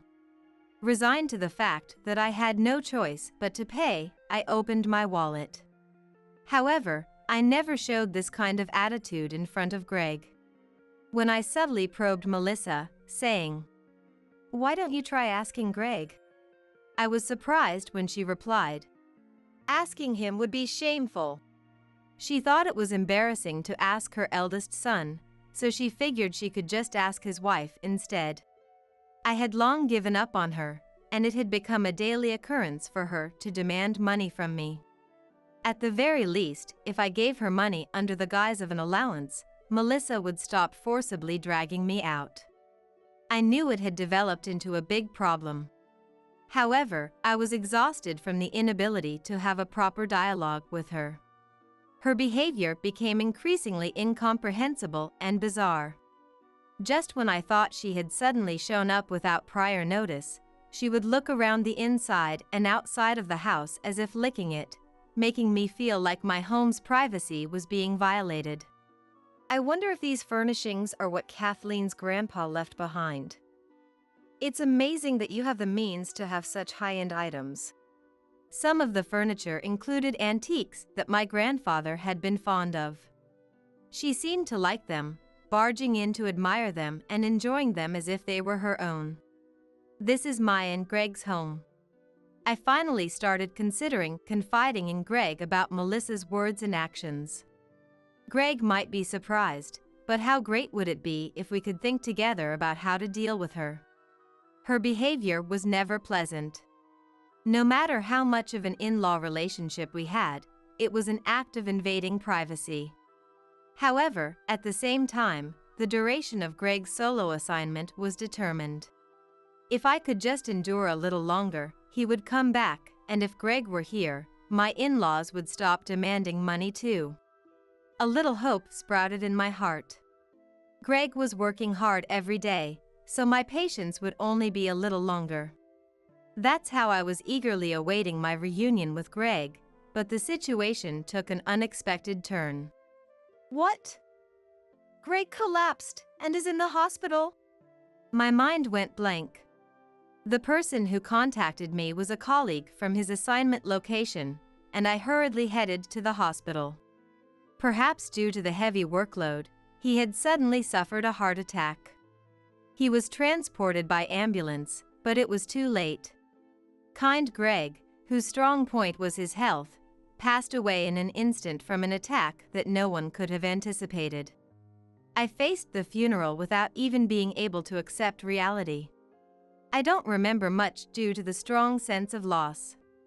David rushed over and took care of most of the miscellaneous matters for me. I'm sorry. You just lost bro too, and you're helping me so much. It's only natural for me to help with bro's funeral.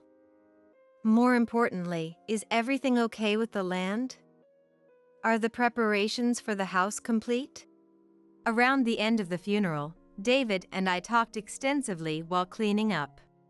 I nodded to that and answered, Perfect. And a few days after Greg's funeral, my PAL came to visit the house together. However, it was glaringly obvious that they hadn't come to console me. Although it was sudden and unfortunate about our son, you'll be fine because we're here. Don't worry. For some reason, her face was smiling in an eerie way. Even more astonishingly, she had arranged for a truck, and it was packed full of luggage like furniture from my in-laws' home. I was so surprised and confused that I couldn't even speak. No matter how you looked at it, this was a move-in. Melissa and the others were trying to move in without any consultation. What was making them do this? But the answer was clear. Could it be that you're after our land? I put into words the concern that had been in my heart all along, even as I was confused. She showed a cold smile. The property value has skyrocketed quite a bit. I've had my eye on this house for a long time. I mean, the only reason you were able to marry my son was because of this inheritance, right? I allowed the marriage because you were the one who inherited it. Filled with despair, I lost my words. You mean you and Melissa are going to live with me? What? What kind of stupid thing are you saying? When I asked that while still confused, she raised her eyebrows. Greg's death was an unexpected event, but actually, even if it hadn't been, Melissa had planned to get her hands on this house. My in-laws were trying to kick me out and take over this property. And they seemed to have assumed on their own that I would leave this house. Since our son died too, you'll be going back to your parents' place, right? This house will be sad if it's empty, so we'll live in it for you. That's why I'm telling you not to worry. Her face changed into a distorted, eerie smile. Even as I felt fear, I pointed out her mistake. But this house has already been sold. I held back from laughing at Melissa's misunderstanding, but I couldn't hide my half-smiling expression. In contrast, Melissa froze, saying, What? Just then, a moving company truck from a completely different company arrived. Excuse me, I'm here for a delivery to your home. Perhaps because a truck from a competing company was parked there, a burly mover got out and called out to us to confirm. The movers she had arranged also got out. They probably realized something was off since they couldn't start working and a different truck had arrived. They sought an explanation from my in-laws, but the two of them were flustered and incoherent. There was no point in all of us arguing like this. Seeing my flustered in-laws, I finally began to regain my composure. After that, I gave precise instructions to have the trucks moved. This house already has a buyer, and the contract has been finalized. A new family is moving in, so we can't bring these people's belongings into someone else's home, right? As the movers were also shocked, a luxury car arrived just then. A wealthy-looking couple and their children got out. In fact, this property was no longer mine. They were the new owners. My in-laws became even more confused, seemingly unable to understand what was happening. Please move the trucks quickly. The new residents can't start their work. Somehow, I managed to get the trucks on Melissa's side to leave, and the movers immediately got to work, carrying brand new furniture in the planned order. Melissa and the others couldn't accept it and started persistently pestering me at the front door. The husband, who was the buyer, had his family take refuge in the car and rushed over here, demanding an explanation, starting yet another commotion. Who are you people? My family bought this place. Have the trucks leave quickly too. I never thought my in-laws would come, so I apologized profusely and somehow got them to calm down. But Melissa and the others wouldn't leave. They actually pushed past us and charged into the house. However, naturally, the inside of the house had also completely changed from what the two of them knew. None of the furniture my husband and I had used remained. Melissa was shocked by the sight and started making a scene, going crazy. What is this? The house is empty. That antique furniture and lighting, they were my favorites. What's going on? She was outraged, unable to understand what was happening. When the residents finally shouted, "We're calling the police!" Reynolds, who had been in a panic, ran as if jolted and dragged Melissa away to retreat. Once they were a little away from the scene, even the heated-up Melissa became somewhat dazed and quiet. For the time being, I prioritized apologizing to the residents. They said there was no guarantee that problems wouldn't arise in the future, and by taking down my in-laws' names and addresses, I was somehow released. Although I was feeling intense fatigue, I still had to explain to my in-laws. I returned to the two of them and calmly informed them that the move had been completed a few days before Greg's passing.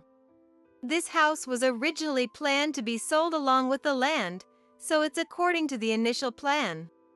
Greg's solo assignment had put a stop to it once, but there was a certain background to why things could progress so smoothly.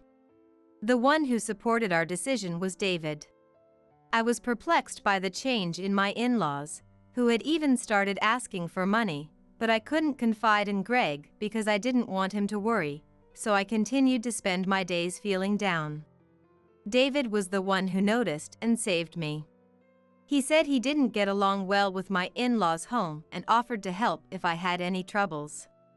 Not wanting to ruin my relationship with my husband or my in-laws, I trusted David, who promised not to tell anyone, and decided to consult him about everything. Upon hearing my story, he became furious with my in-laws. As Greg's younger brother and my colleague, he understood my in-laws' schemes well. And for David, his bro Greg was his only family.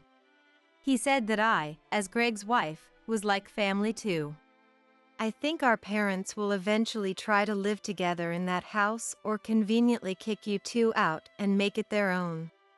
According to David, both of my in-laws had high-class thinking to the point of being ignorant of the world.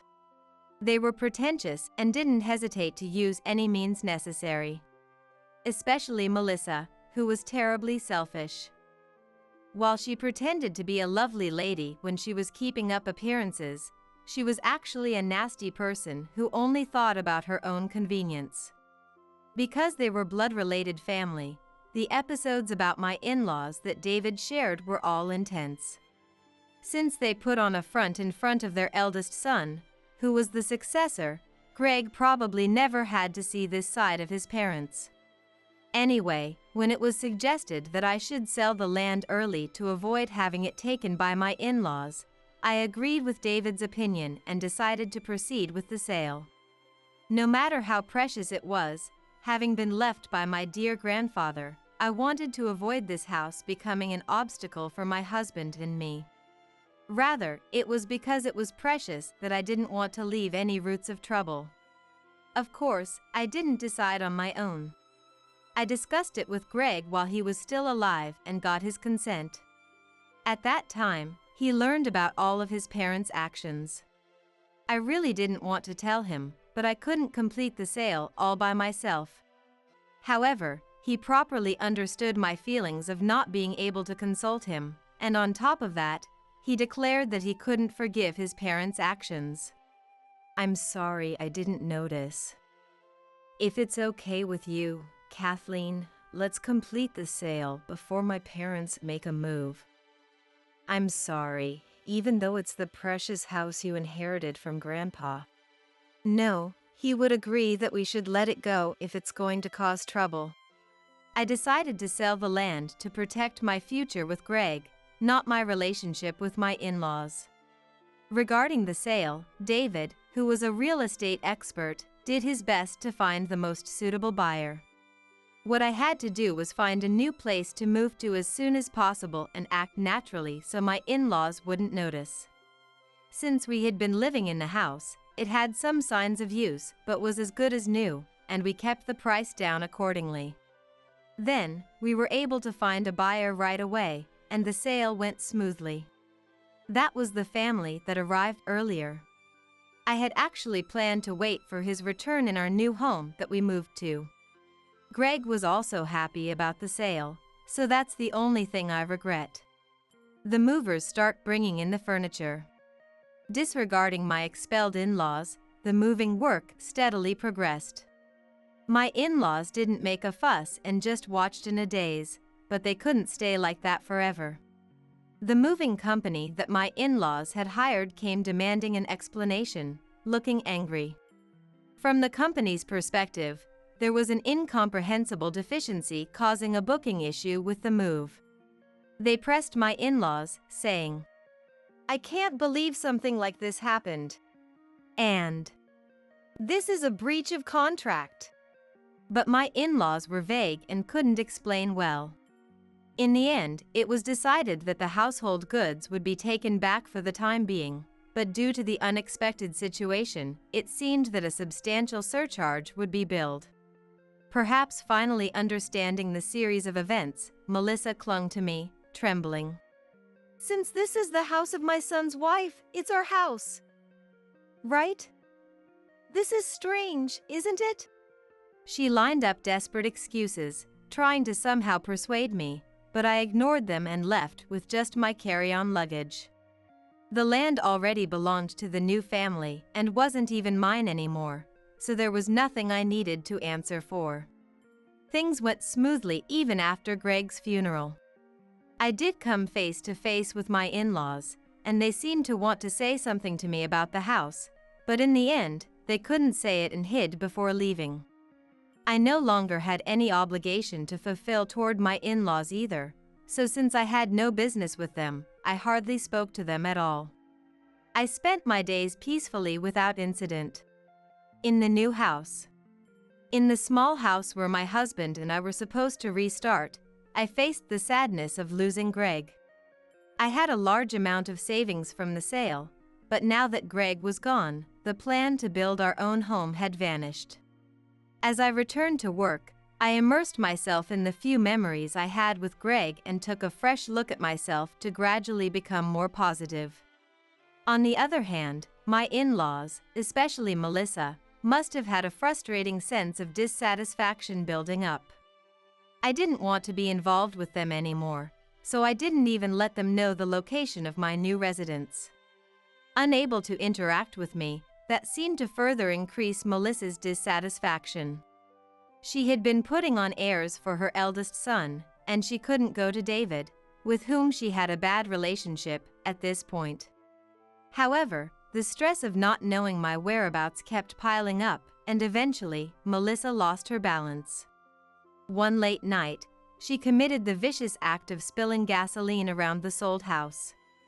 Fortunately, a passing neighbor found it suspicious and immediately restrained her, avoiding any incidents. When the police were notified, it was discovered that she had also prepared old papers and lighters, and she was arrested on suspicion of attempted arson.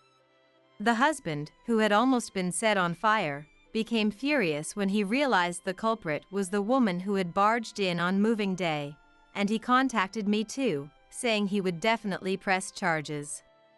I apologized many times, but that was an apology for the terrifying experience of almost being set on fire, and there was nothing I could do about her attempted arson.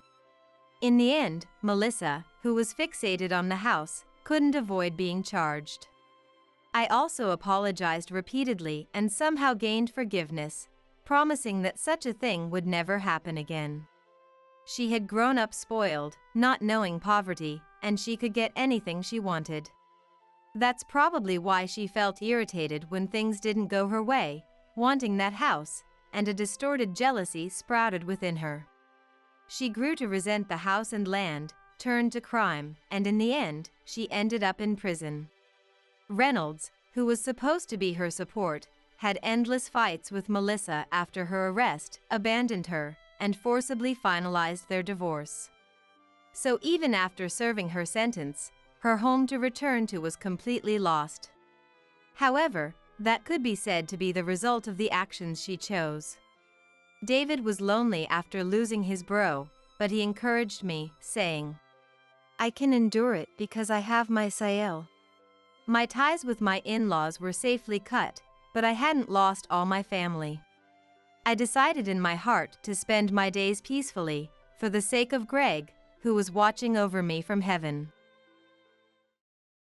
Mom, it's terrible. We have to run away now or we'll be killed. What? What happened? When I asked for the reason, my daughter Kayla played me a recording from her smartphone. My wife and daughter will be killed. No, I mean, they're gone, so I'll pay back the insurance money right away. What came out of Kayla's smartphone was the voice of my husband, Daniel. Me and Kayla, gone? Could it be a prank by the two of them? No, wait, that's not it. Kayla looks too disturbed. This means Kayla accidentally heard Daniel starting to say he would take our lives. And he said he'd pay back right away, so he must be in debt. His irresponsible nature hasn't changed.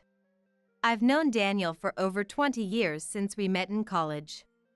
I've helped him out many times and always believed in him. But it was all just my one-sided affection. Otherwise, the thought of taking a life for money would never occur. I will never forgive such a man. My name is Melissa Williams. I'm a 42-year-old working housewife, employed at a travel agency. I met Daniel, who's the same age as me, during college in a camping club. That's why we still talk about this kind of stuff. Let's go camping sometime soon. What about work? I work for a camping gear manufacturer. Going camping is part of my job. Oh, right. What about you, Kayla? I smiled and looked back at Kayla. My high school daughter, Kayla, is recently obsessed with social media.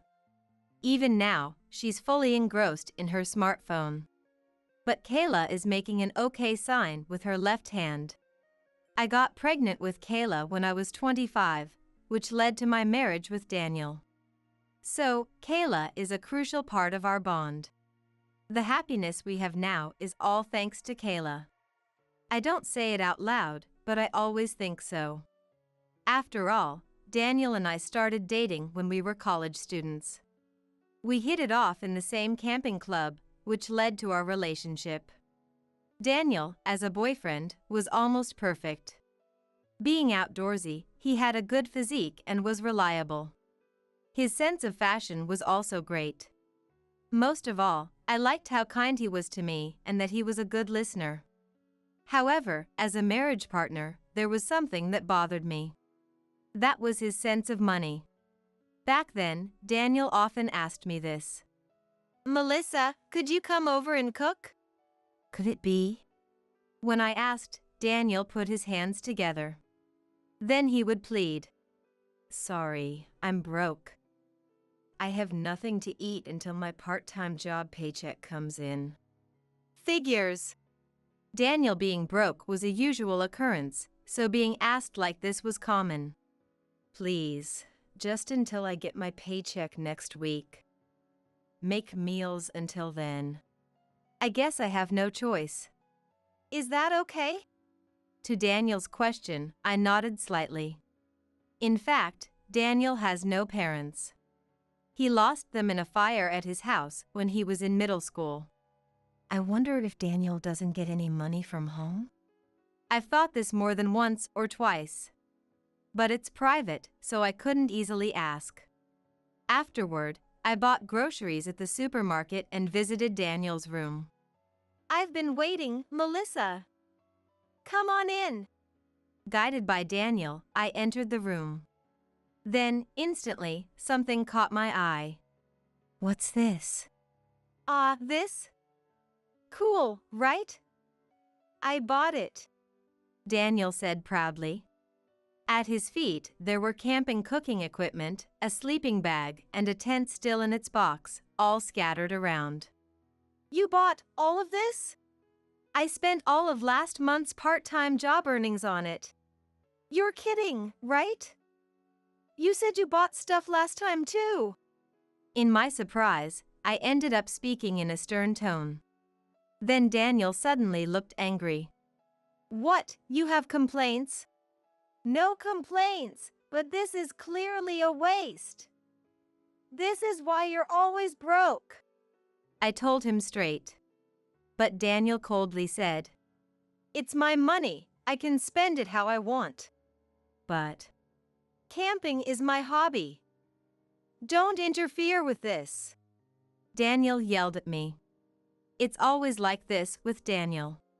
He spends recklessly and then eventually says he has no money. Then, he asks for help from me and others. Sometimes he even borrows money from me or others. Will this continue forever?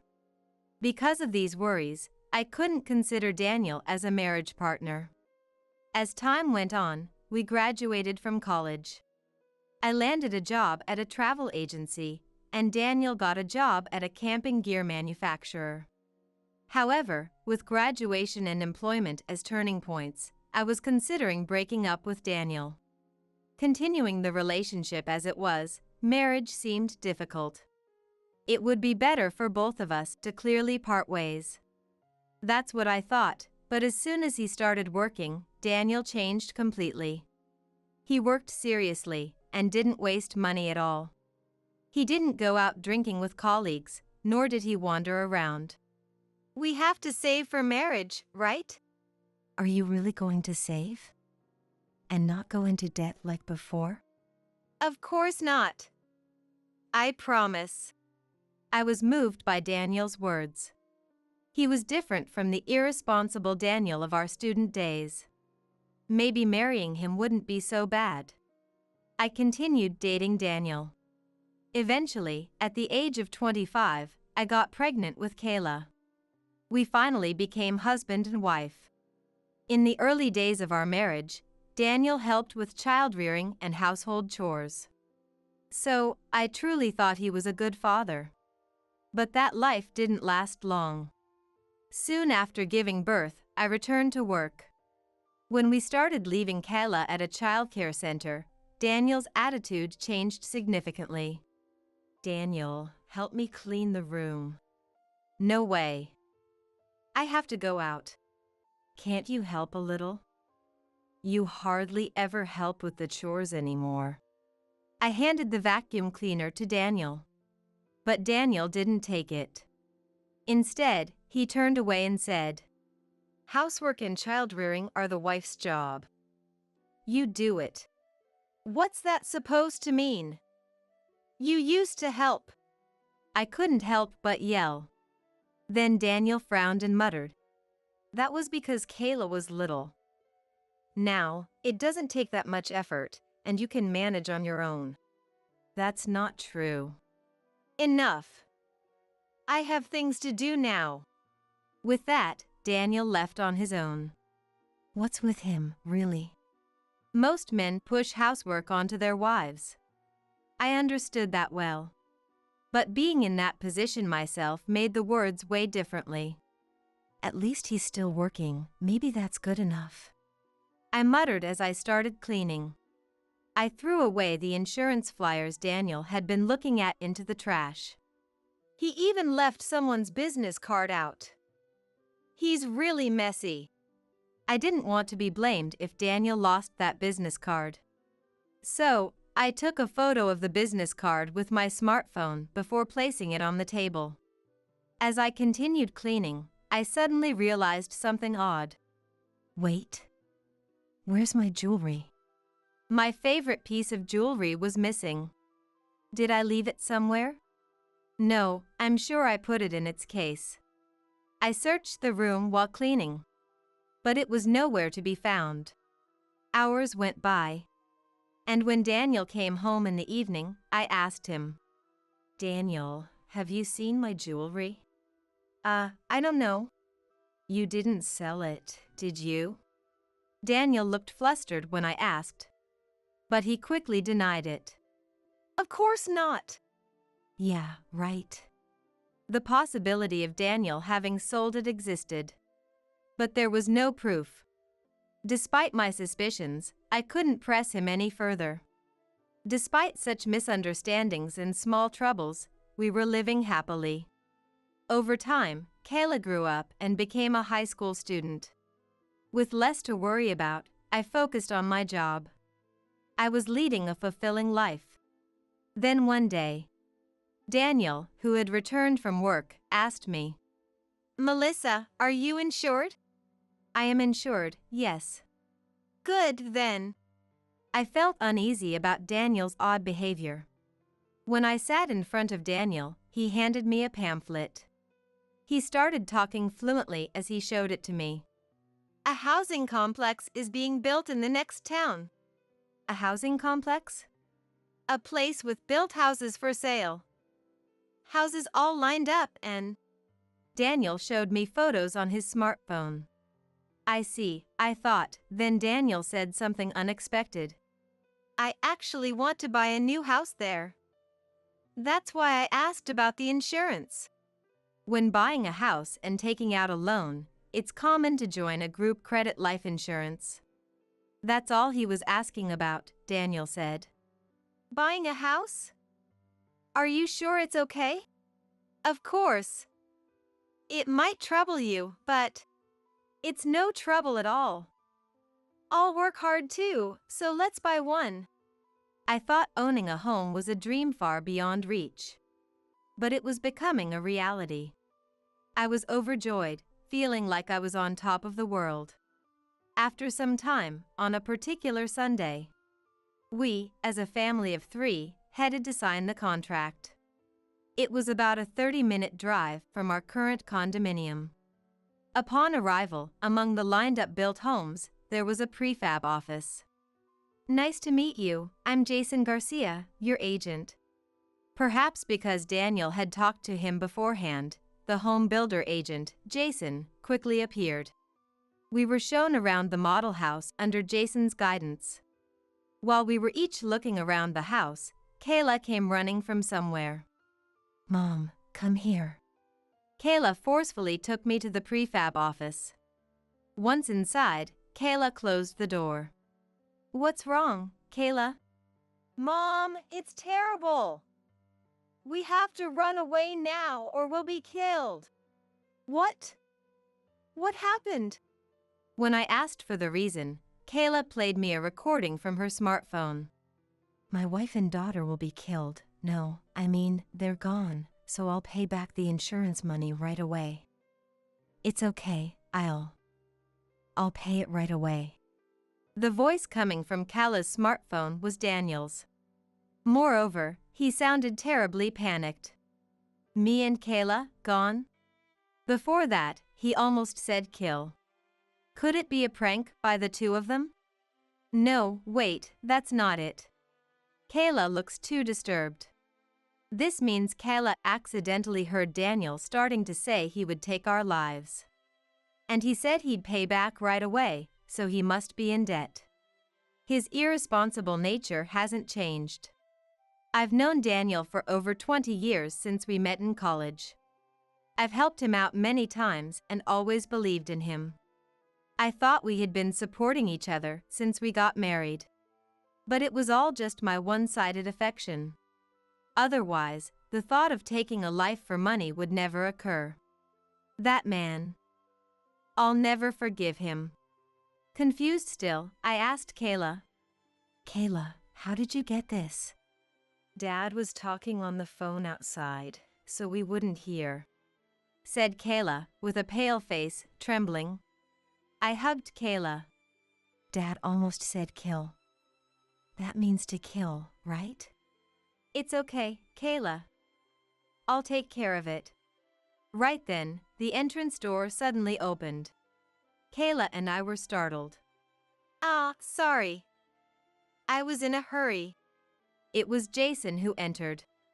Peering outside, Jason locked the office door. Then he whispered to us, Escape now without Daniel finding you. He was talking about something terrible.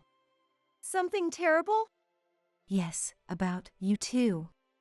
The agent struggled to find words. It seemed he heard the same thing as Kayla. Well, my daughter heard that conversation too. When I mentioned this, Jason looked shocked. Then, it's clear. Daniel is being held back by my colleague, so leave through the back now. Okay. I really want to confront Daniel now. But Kayla is too frightened. I can't leave Kayla alone and go to Daniel. Let's go to my parents' house for now. Exiting through the back, Kayla and I jumped into a taxi. We headed to my parents' house. Arriving at my parents' house in about an hour, I briefly explained the situation and left Kayla with them. Then I headed to a nearby law firm. On the way, my smartphone rang. It was Daniel. I hesitated but answered the phone. Hello? Melissa? Where are you? I was worried, you suddenly disappeared. Is Kayla with you? Yes. Kayla is with me, so don't worry. Hearing this, I could hear Daniel sigh. I was worried. What happened all of a sudden? Actually, I lied that my father, Brian, had collapsed. I thought that would serve as an excuse for suddenly disappearing. Daniel seemed to believe that. But he continued. So, when are you coming back? I have things to plan over here. It sounded like he had plans to take our lives. Sorry, it might take a while. What do you mean by that? Are you going to leave me hanging? Daniel suddenly yelled, clearly irritated. That confirmed my suspicions that his words were serious. sorry, but I don't plan to come back. What? You don't help with housework, and you raise your voice when you get angry like earlier. I hate that. I stated plainly. Daniel lost his words for a moment. But he quickly retorted. I shouldn't have yelled. It was bad timing when Brian collapsed and you were feeling insecure. It's too late to apologize now. Let's take this chance to put some distance between us. Bringing up divorce might make him suspicious, so I reluctantly said that. Then Daniel became visibly upset. You're hiding something, aren't you? We were just talking about buying a house. Yes, but It's an affair, isn't it? You got a call from your lover and suddenly want a divorce from me. Daniel's roar echoed. Being accused of such awful things, I completely shrank back. After Daniel vented his complaints, I quietly announced, That's another thing I hate. I'll consider divorce and consult a lawyer. Wait a minute. What about buying a house? I don't care. Don't contact me for a while. I ended the call unilaterally. Immediately, I started to tremble. This was the first time I felt fear towards Daniel. Even in arguments, I had never felt this much fear. This won't do. I have to leave. I resolved to get a divorce. Afterwards, I informed my company I would be taking some time off. Then I consulted a lawyer about the divorce. I also decided to submit the recording to the police and have them investigate Daniel's debts. While discussing, I remembered something. Speaking of which, that business card. A business card I found while cleaning a little while ago. Thinking back, the company name was Finance. Clearly a financial-related business card, but not a well-known consumer finance company. Could it be a malicious lender? Feeling uneasy, I showed it to the lawyer. Sure enough, it was suspected to be from a malicious lender. In essence, here's the situation. Daniel borrowed money from some malicious lender. Unable to repay, he was pressed for payment. That's why he aimed for our insurance money. After having the lawyer delve deeper, it became clear that Daniel had debts from various sources. Not just consumer finance companies, but also colleagues and malicious lenders. The cause was gambling. Unbeknownst to me, Daniel had apparently been addicted to gambling since our college days. All I could do was sigh. However, I couldn't just leave things as they were. I have to divorce him before it affects Kayla. I resolved to tell him it's over. It's been a week since I fled from Daniel. He hasn't contacted me, but I never know when he might show up. I need to find out what Daniel is up to. I called Daniel's company, but not to speak to Daniel. I had asked for Kent Martinez, a male colleague of Daniel's. Kent Martinez speaking, who is this? Kent asked with a puzzled voice. I decided to introduce myself boldly. I'm Melissa, Daniel Williams's wife. Oh, Daniel's wife. Yes, Daniel is here, I'll transfer you. Please wait! Don't transfer me to Daniel! I blurted out loudly. Kent fell silent for a moment. Then he hesitantly said, Is there something wrong? I explained the situation to Kent. I was confident Kent would believe me, because Kent too had lent a large sum of money to Daniel. Moreover, Daniel hadn't paid him back, or so he had told his subordinate. I had heard about it from the lawyer. And that's the situation. Really? Daniel did something that serious? Kent sounded incredulous. But I confirmed it was true. Then, I made a request of Kent. Could you please keep an eye on Daniel for me? Me? Watch Daniel? Yes, just contact me if anything happens. I pleaded earnestly. Kent seemed hesitant at first, but, influenced by my earnestness, agreed to my request in the end. All right, I'll do it. I thanked him once more before ending the call. Now I have to be clear with Daniel. My anxiety grew. What if Daniel became enraged? How could I protect Kayla if Daniel attempted to harm us? These thoughts raced through my mind. Yet, I was doing everything I could. I had consulted the police through the lawyer. And now I had an ally in Kent who would watch Daniel. It'll be okay. I'll make sure of it. I took a deep breath to calm myself. Several hours later, as the day turned to evening, Daniel called. Melissa, have you calmed down? Come back. I'm waiting for you, Daniel said in a gentle voice. But something lurking behind his kindness troubled me. Was it sincere? Or was he trying to lure me back to kill us? Bad thoughts flooded my mind, leaving me unable to respond. Amidst the prolonged silence, Daniel, unable to bear it any longer, shouted, Enough with your selfishness. I'm tired from work and housework. That's because. Don't mess with me. How dare you take advantage of my kindness? Startled by Daniel's shouting, I realized it was hopeless with him. In that moment, my thoughts spilled out as words. We're getting a divorce. If you're going to divorce me over some trivial reason, you'll have to pay compensation. Daniel yelled at me. Instinctively, I retorted. It's not trivial. It's because of the gambling debts you've accumulated. That's why I'm divorcing you. Daniel fell silent at those words. Perhaps because it was true, he had nothing to say. Taking a deep breath, I continued. You have gambling debts, don't you, Daniel?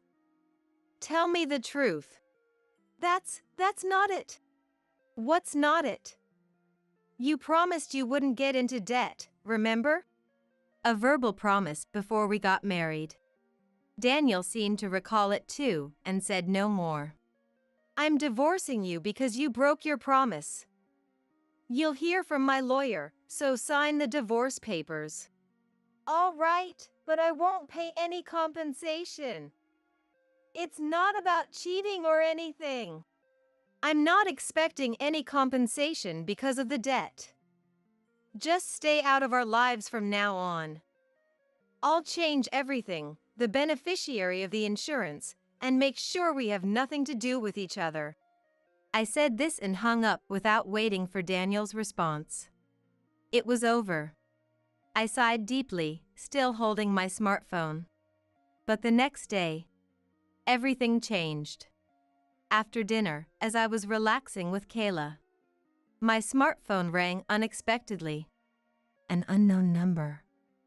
I wonder who it is.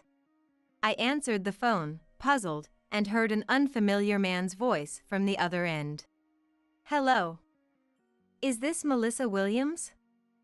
I'm Officer Andrew Miller with the police. Police? The officer explained that. Because I had consulted the police about Daniel, they had increased patrols in the area. And just a short while ago, they had apprehended a suspicious man in front of my parents' house. Moreover, the man was carrying gasoline, intending to set my house on fire. And we extinguished the fire right away. However, the person claims to be your husband.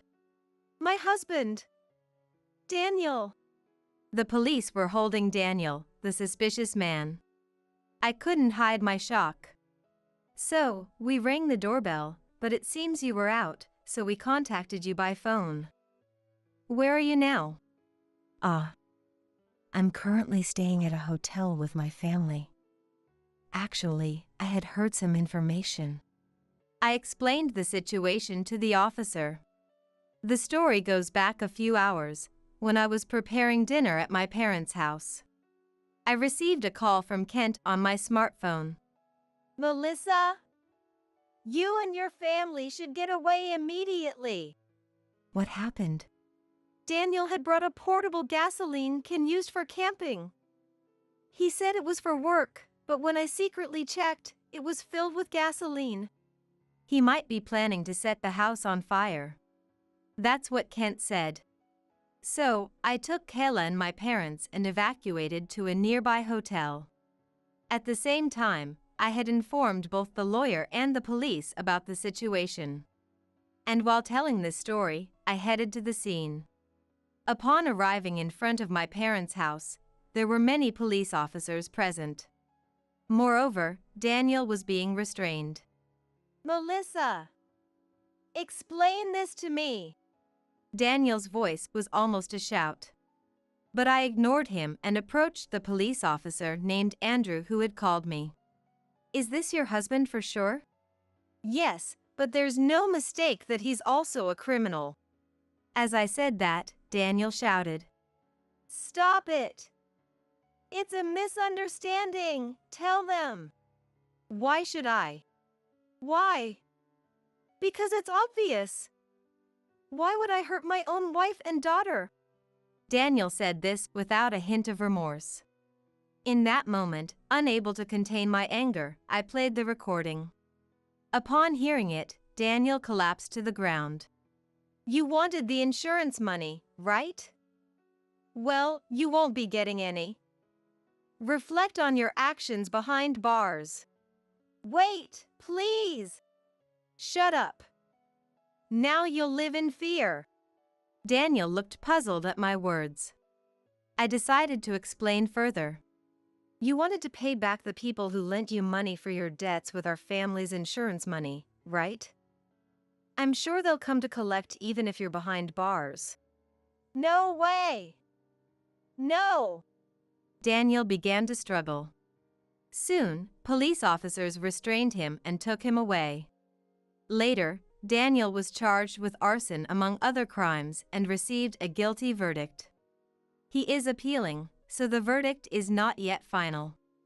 According to my lawyer, the malicious lenders who were demanding repayment from Daniel backed off, likely wanting to avoid police involvement after his arrest. Also, the amount Daniel had borrowed turned out to be less than expected. Either way, we were assured we would not be harmed. The lawyer made that clear.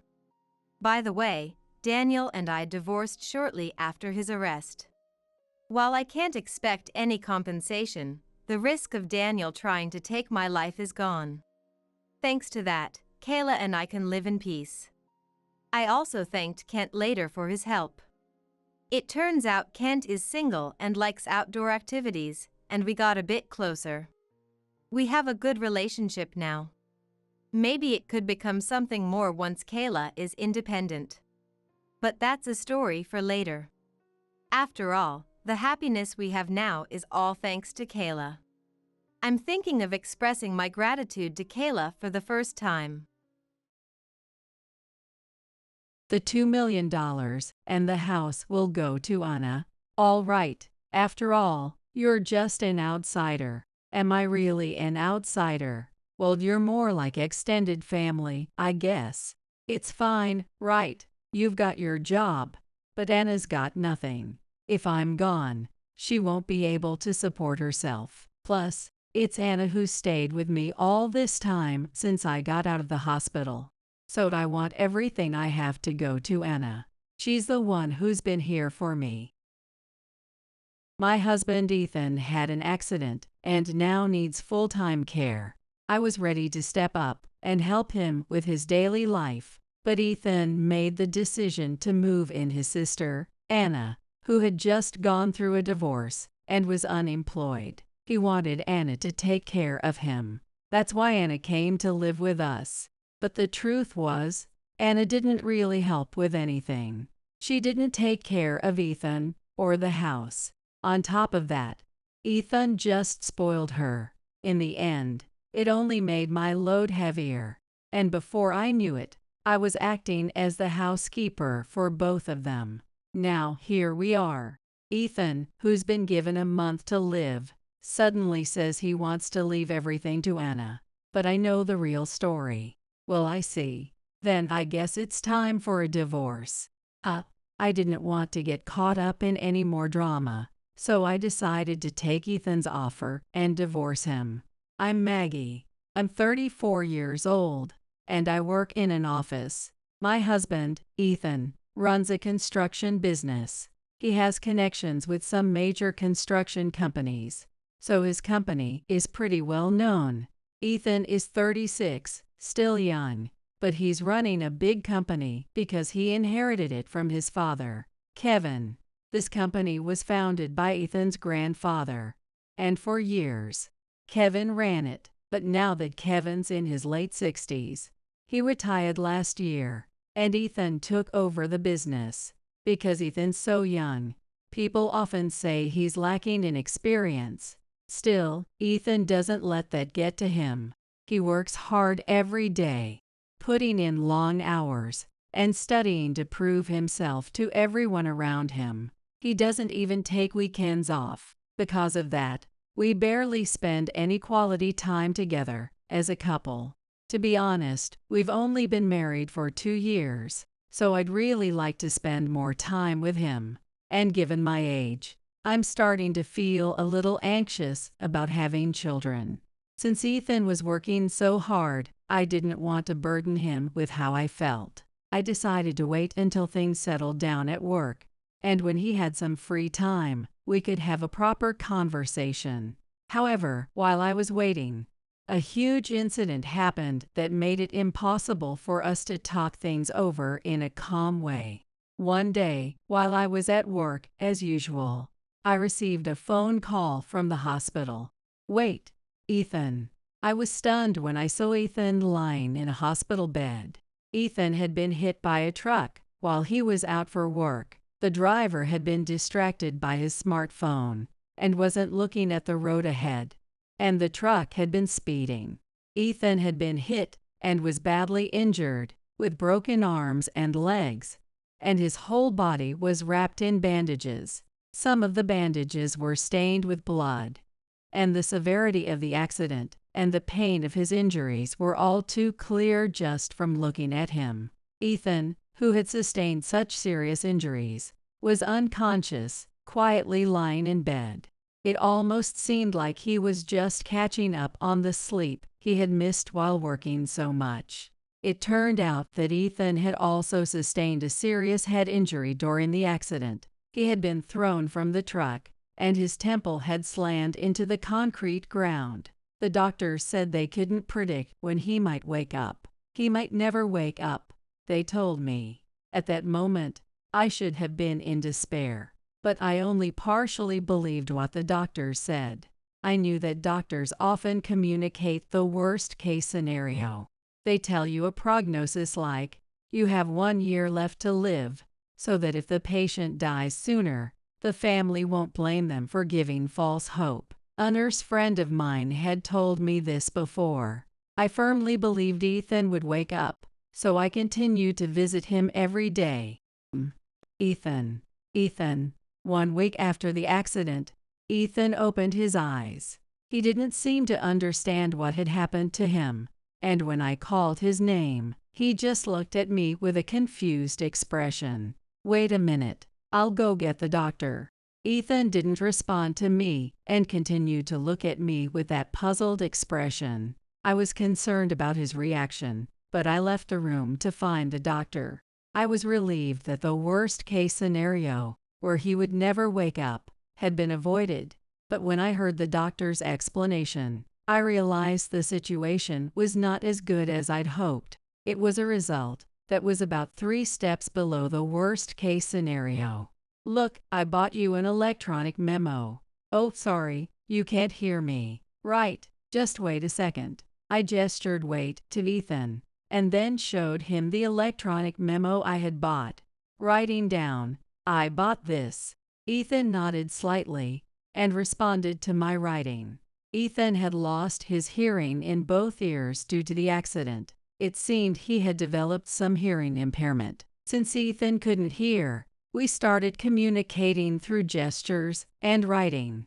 Ethan could still speak, but he began to use writing to communicate as well. He became concerned about his pronunciation and whether his speech was correct since he couldn't hear himself. From this point on, our conversations would all be through written notes. I've been writing on paper until now, but it's kind of inconvenient, right? So I bought this electronic memo. It's really handy. You can write on it just like using a tablet with a stylus. And if you press this button, it clears everything instantly. This is great. It's thin, so I won't need to go out and buy notebooks all the time or stock up on them. Thanks. Ethan showed me the memo and gave a small smile. But then he quickly erased the words and wrote, sorry, with a sad look on his face. What are you talking about? We're married, so it's only natural that we support each other when things get tough, right? And if anything happens to me, you better help me out too. I smiled brightly and showed him the memo with my words written on it. Inside, I really just wanted to cry, trembling, and letting all my anxiety and fear take over. But if I did that, I knew Ethan would be overwhelmed by his own fears and anxieties. So I hid my negative emotions and tried to act upbeat. A month later, Ethan was discharged from the hospital and finally came home. I'm going out to buy some things. Anything you need. Beer's almost gone, so pick up some, please. Got it. I'll be back soon, so hold down the fort while I'm gone. I'm not a kid. Ethan still hadn't learned sign language, so after his discharge, we continued to communicate through writing. Also, since he couldn't hear, he needed assistance with daily activities. But although rehab was necessary, he could still move his body just fine, so the caregiving wasn't too difficult. Our life slowly started to return to normal. However, as things started to settle down, new problems began to arise. It's looking like it's going to be hard to keep working. Yay, it's unfortunate, but it can't be helped. I feel bad for all the trouble and worry I've caused. That's what being married is about, right? Don't worry about it." When I smiled, Ethan looked a little relieved and gave a small smile in return. Even though Ethan had lost his hearing, he had still wanted to keep working. But once he realized how difficult that would be, he decided to quit his job. I feel bad for Grandpa and Dad, but I've decided to sell the company. Dad is okay with it. I see. That might actually be better. But I wish you'd consulted with me before you made the decision to sell it. Sorry. There were some strict limitations around the company sale, so I couldn't talk about it easily. I didn't know that. I'm sorry for troubling you. No, it's me who's troubling you. So what are you going to do after you leave the company? I've still got rehab to do, so I'm going to take it easy for a while. After that, I'll look for work I can do, even if I can't hear. What kind of work would that be? I've heard that people who are deaf sometimes work as illustrators or programmers' jobs where there's less communication with words. But I don't have those skills. In fact, I don't even know what I can do right now. So I'll have to start by figuring out what I'm capable of. Maybe you should learn sign language too. Sign language, huh? It seems like it'd be a hassle to learn it now. Ethan's expression, which had been so dark in the hospital, was starting to brighten. It seemed like he was becoming more positive about life moving forward. After a little while, Ethan sold the company and immediately started investing. Actually, he'd probably started investing a bit before selling the company. Once the company was sold, he would have received a lump sum of money. And investing could be done through messages on a computer. It seemed that, after considering what he could do, Ethan decided to go into investing. Becoming an investor and finding his own work seemed to have made Ethan even brighter. "Let's go out for dinner tonight. I found this restaurant on social media that serves some amazing-looking meat. I really want to go there again. And it's one of those expensive places, huh? Come on, it's fine. Just take me there." All right. Ethan's work seemed to be going well. He was also enjoying the things he hadn't been able to do before due to his constant work. As a result, Ethan had started spending more money than before. It felt like he might be indulging a little too much, but as long as Ethan was happy and healthy, I don't mind if he spoiled himself. With that, Ethan's work and his bright outlook seemed to be back on track. Life was gradually stabilizing, or so I thought, until a small incident occurred that would change our lives dramatically. What happened? I just twisted my ankle a little. When I came home from work, Ethan was sitting on the living room sofa, rotating his ankle to stretch it out. I had continued working even after Ethan lost his hearing. Originally, I had planned to quit my job and support Ethan's daily life, but Ethan opposed that idea. "You like working, right? You don't need to quit. But if I do that, you'll be alone at home. I'll stay home and work quietly until you come back. Don't worry about me. Then how about we get visiting care? It's just my ears that are the problem. I'm fine other than that. You don't have to be so overprotective. You've started treating me like a kid." I tried to let Ethan do things his way as much as possible. So although I was a little worried, I decided to accept Ethan's proposal. This time it was just a sprained ankle. But what if it's a serious injury next time?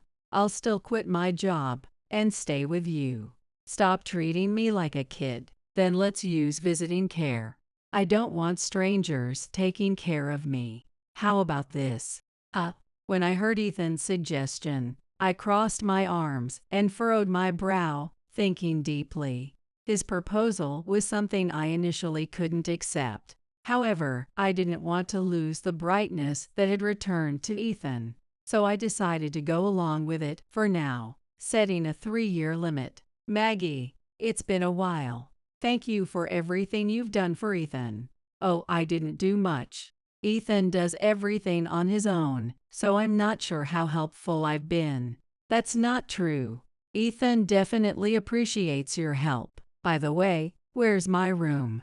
A few days later, Ethan's sister, Annie, arrived at our house, dragging a large suitcase behind her. Her furniture and bigger items had already been delivered and placed in the room she'd be using. Anna set her suitcase down by the front door and hurriedly went to check her room. Ethan's proposal was that Anna would live with us and help him with his daily life. Anna, 32 years old, had just gone through a divorce. After marrying, she had quit her job to become a housewife, and now she was unemployed. In exchange for taking care of her living expenses, she would assist with Ethan's daily needs. Her role could be described as something like a housekeeper. I was a little hesitant about living with Anna, but it seemed like she quickly agreed to Ethan's plan. "Ethan, I'm here. Oh, I need to write." When Anna walked into the living room and saw Ethan, his face softened. Seeing that expression, I thought to myself, well, it's just a 3-year agreement. I guess it's okay. And accepted Ethan's proposal. However, living with Anna started to change my life in a very negative way. "Maggie, you're home." "Hey, I'm back." "Wait, the dishes." I was busy helping Ethan with his work today, so I didn't get a chance to clean up lunch. "Could you wash those for me?" Ethan said he wanted to go out for dinner once you're done, so hurry up. When I returned home from work, the sink was piled high with dirty dishes and pans. Anna was supposed to help with the housework, too. However, I didn't mind helping with the dishes, but Anna was sitting on the living room sofa, watching TV.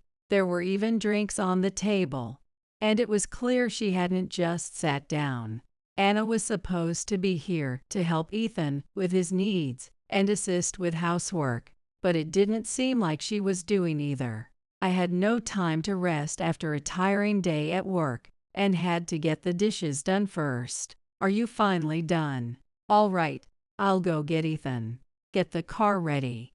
After finishing the dishes, the next task was getting the car ready.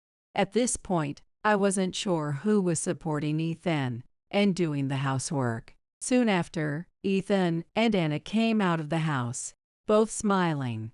It seemed like Anna was just accompanying Ethan, and he appeared to be fine with it. Ethan was smiling, and he seemed brighter than before. But I couldn't help but wonder, was this really okay? 1 week after Anna had moved in, I decided to directly confront her about my concerns. "Anna, every time I come home, the dishes are still there.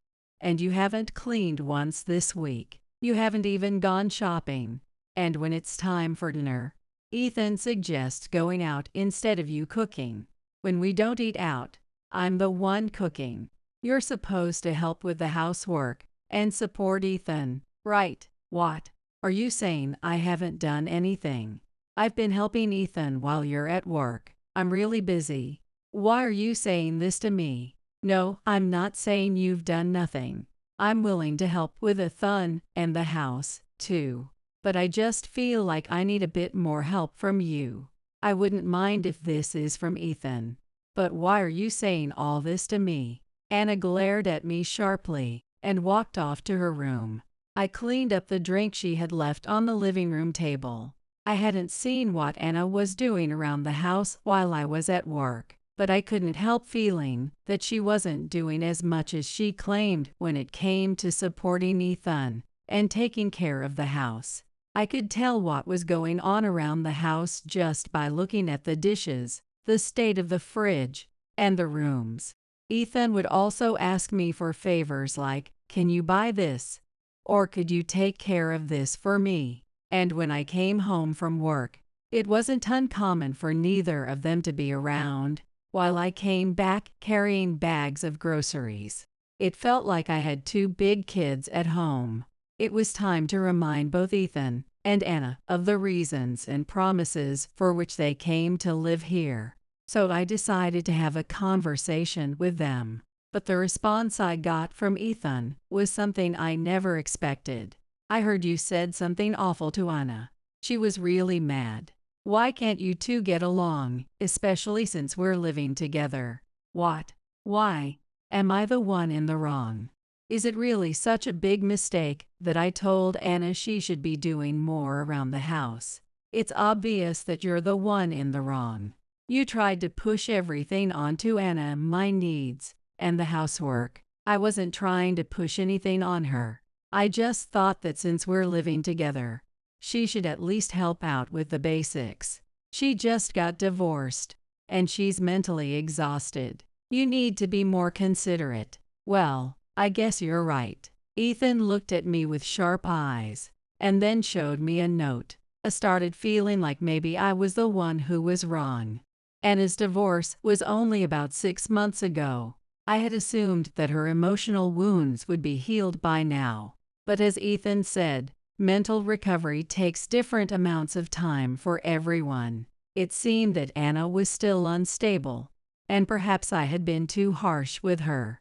Maybe I needed to give her more time until she calmed down. A year passed. Welcome home. Could you get dinner ready soon? Anna's attitude had only gotten worse. When I came home from work, she was once again lying on the sofa, watching TV. She hadn't changed position since the morning. The only difference was that there were empty snack and bread wrappers scattered around things that hadn't been there in the morning. Anna now spent almost the entire day on the living room sofa. It had become her nest. The only times she left it were to use the bathroom, take a shower, or go out with Ethan. And since Anna scattered things around faster than I could clean up, the house was getting dirtier by the day. Did you finally get back? Where's dinner? Stop taking your time with the dishes and make dinner already. When Ethan came into the kitchen, he started demanding dinner just like Anna had. If they were so eager to eat, at least they could soak the lunch dishes while they waited. Ethan was still on Anna's side. I had essentially become the housekeeper for both Ethan and Anna. Next week, Anna and I are going on a trip. My suitcase is old, so buy me a new one by next week. A trip? What about me? Look at this mess around the house. It's dirty, right? You've been slacking off lately. While we're gone, you can clean up. It'll be easier for you to get things done without us around.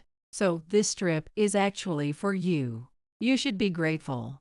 The way Ethan and Anna were treating me became more and more careless, and I slowly began to lose my sense of purpose in this house. It had been a year and a half since Anna moved in. Hey, Ethan, I want a new bag. Could you buy it for me? Ethan smiled and gave me a thumbs up, signaling that it was okay. At this point, I felt like I was nothing more than air in this house. My life was still the same like a housekeeper. It seemed like my existence was no longer needed here. Being ignored and made to feel like I had no value really took a toll on my mental state. While Ethan became brighter and more energetic, I found myself losing energy and becoming increasingly apathetic. As my heart grew colder, thoughts of divorce began to flicker in my mind. Then one day, an event occurred that would have a major impact on our lives. Maggie, could you sit down for a minute? When I came home from work, Anna had a rare serious expression on her face. Ethan, also with a grim look, was sitting next to her. Curious about what was going on, I sat down on the couch. Then Anna placed a piece of paper on the table. What's this? It's a copy of Ethan's medical records. He's been having headaches and nausea, so I took him to the doctor. I didn't know you could get a copy of the records. With privacy laws now, if you request it, they'll give you a copy of your medical records, she explained. So I got one for you. Okay, but why did you go through the trouble of getting a copy of his records? Was there something with a complicated name that he couldn't remember? No, it's not that. I just wanted you to believe me, that I'm not lying to you. Believe you. What do you mean? Look here. 1 month to live. Anna pointed to part of the medical record.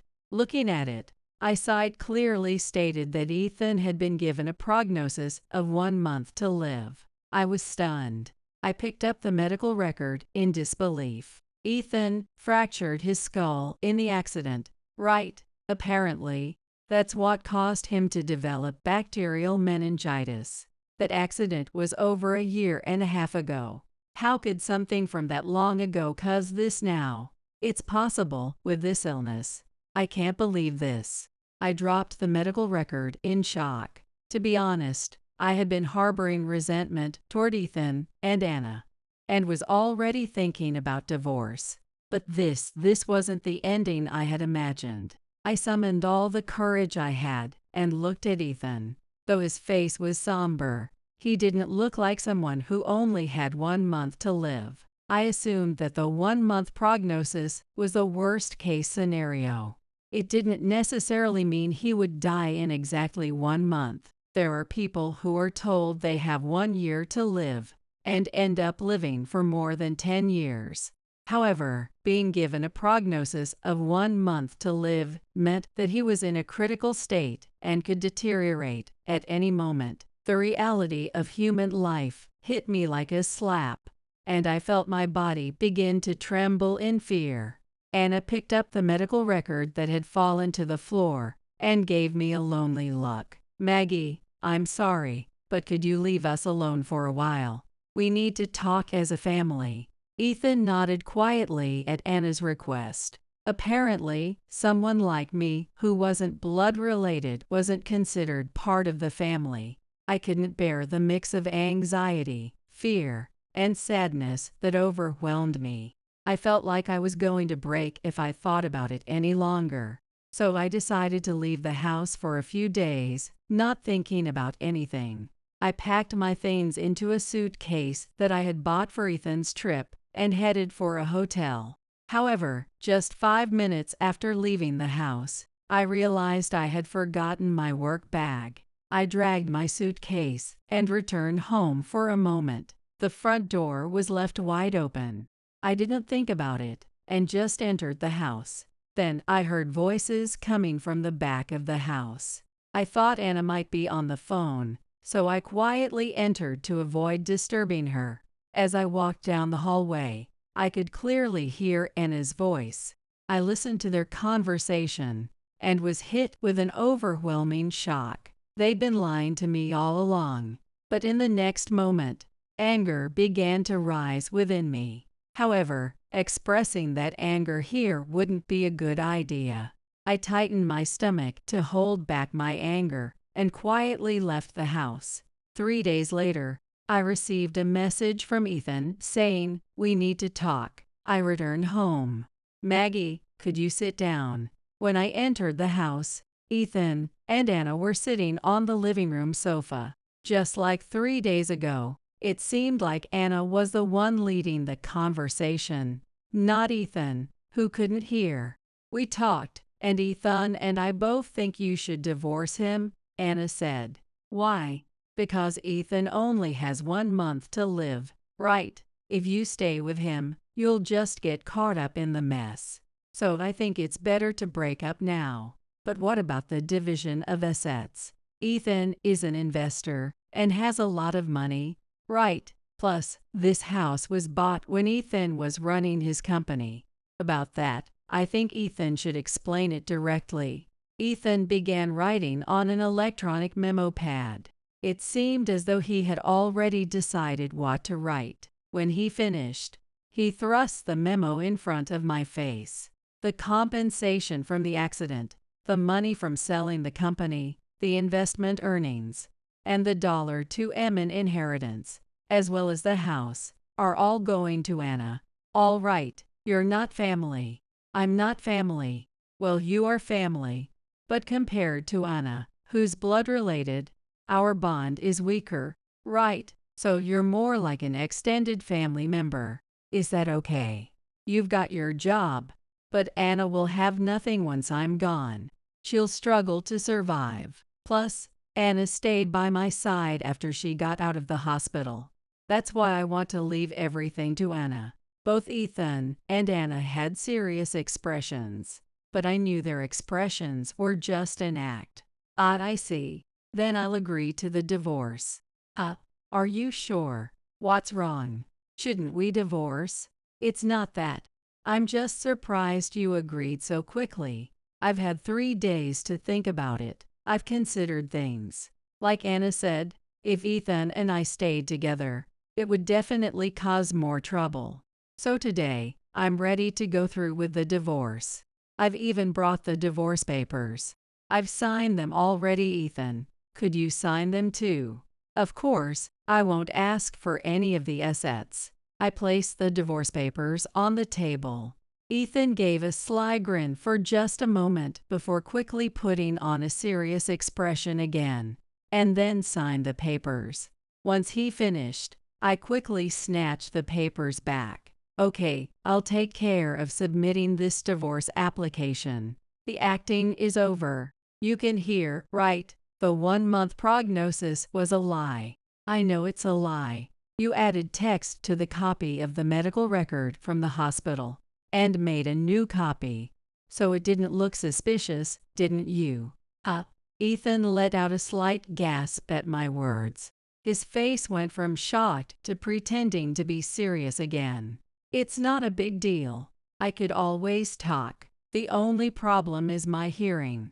Yay, but even though you could talk, you refused to learn sign language and continued to use written notes, right? That was so you could drastically reduce the chances of me overhearing, right? Without conversation, there's less chance of me discovering the truth. Maggie, what are you talking about? Anna, you knew Ethan could hear, didn't you? I overheard you two talking 3 days ago. 3 days ago. The day you left the house. Then the conversation you heard was about. It was about the plan to not give me a penny from the division of assets. Ethan, when you regained consciousness after the accident, you really couldn't hear, right? So they did all sorts of tests, like listening to sounds with headphones, measuring brain waves when hearing sounds, and all the tests for hearing loss. They diagnosed you with hearing loss, right? But that was temporary, wasn't it? You gradually started hearing again, but you kept quiet about it, didn't you? The hearing impairment tests are tricky because they depend on the doctor's judgment, so you really overheard our conversation. It seems like you can finally hear me. You were happy when you got diagnosed with hearing loss because it gave you a reason to quit your job, right? Then you easily sold the company, right? With the money from the sale, the insurance, and the compensation, you were going to live comfortably. But then, with $2M from your investments, you thought you could divorce me and become even more free, right? If I'm around, you'd have to keep pretending you couldn't hear. That's right. It's a hassle to keep pretending I can't hear. But if I told you the truth, you'd spill it to everyone, right? Of course, I would. It's wrong. So you chose Anna as your accomplice. Anna didn't come here to support you or help with the housework. She was here to weaken my mental state, make me accept the divorce, and get me to agree to forego the division of assets. Right, after your little plan succeeded, Anna was supposed to get a $200K reward, wasn't she? That's right. You agreed to the divorce and said you didn't need anything from the assets. Now you can't take it back. I let out a heavy sigh. Ethan seemed too excited, thinking he didn't need to split the $2M, losing his composure. You know, I overheard your conversation 3 days ago. Do you think I did nothing during that time? Wait, did you tell anyone? Are you already telling people? I'll keep pretending I can't hear, just like before.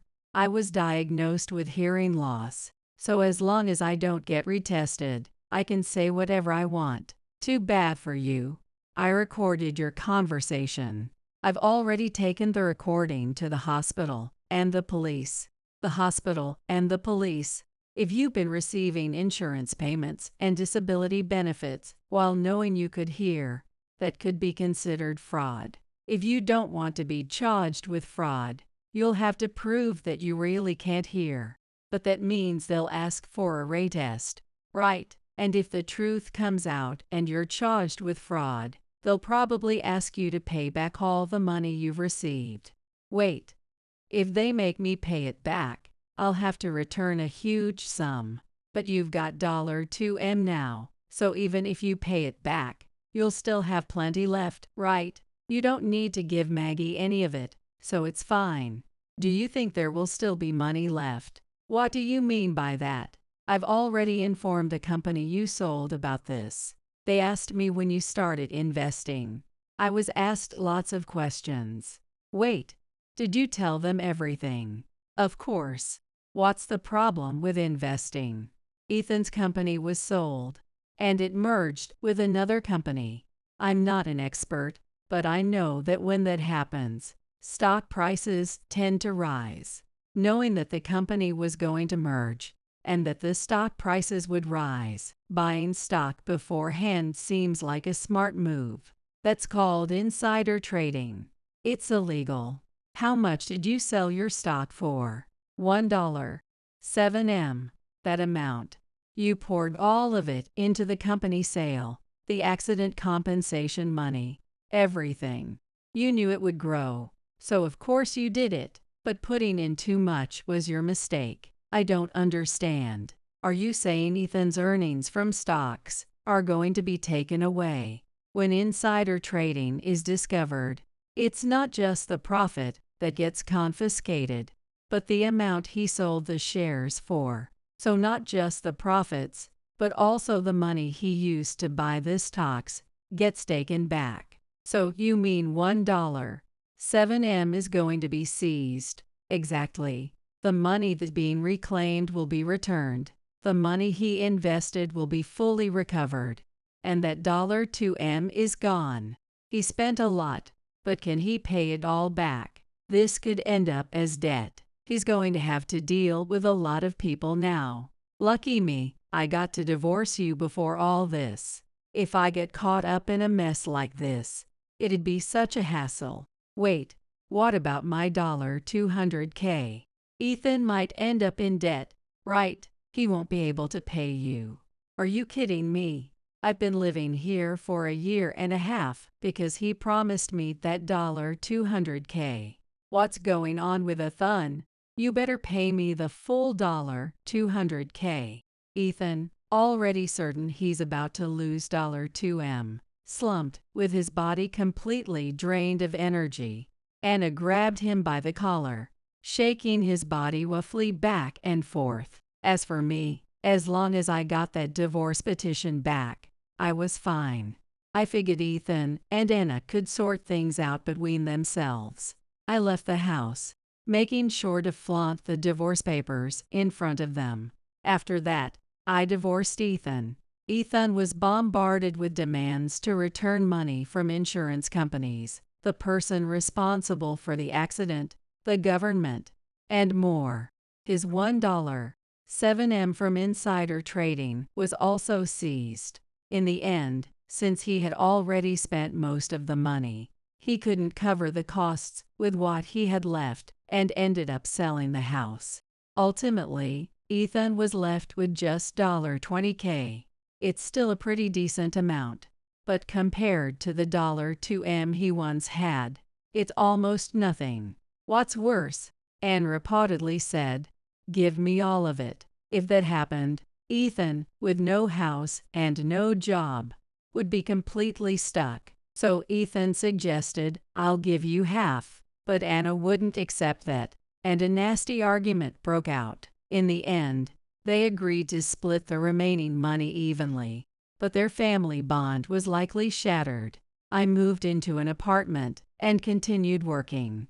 Ethan seemed to be scrambling to handle everything, but my life had not changed much at all. In a way, I guess you could call it a kind of elegance. Now that I don't have to be a housekeeper anymore, I plan to enjoy a more relaxed lifestyle while continuing to work for a while. Call the police! I had saved $300,000 for my retirement. But for some reason, it vanished when my eldest son moved out. While my second son is arranging for the police, I contacted my eldest son. Then he yelled at me. Stop it! I was shocked, but I had already reported it to the police. My name is Susan. When I was young, I moved to New York City to work, and I had 2 sons. Both my sons are now 18 years old, and my husband passed away early. I've reached 60 and retired. I had saved $300,000 for my retirement, so I'm not too worried about living expenses. Still, it's time to think about my future living arrangements.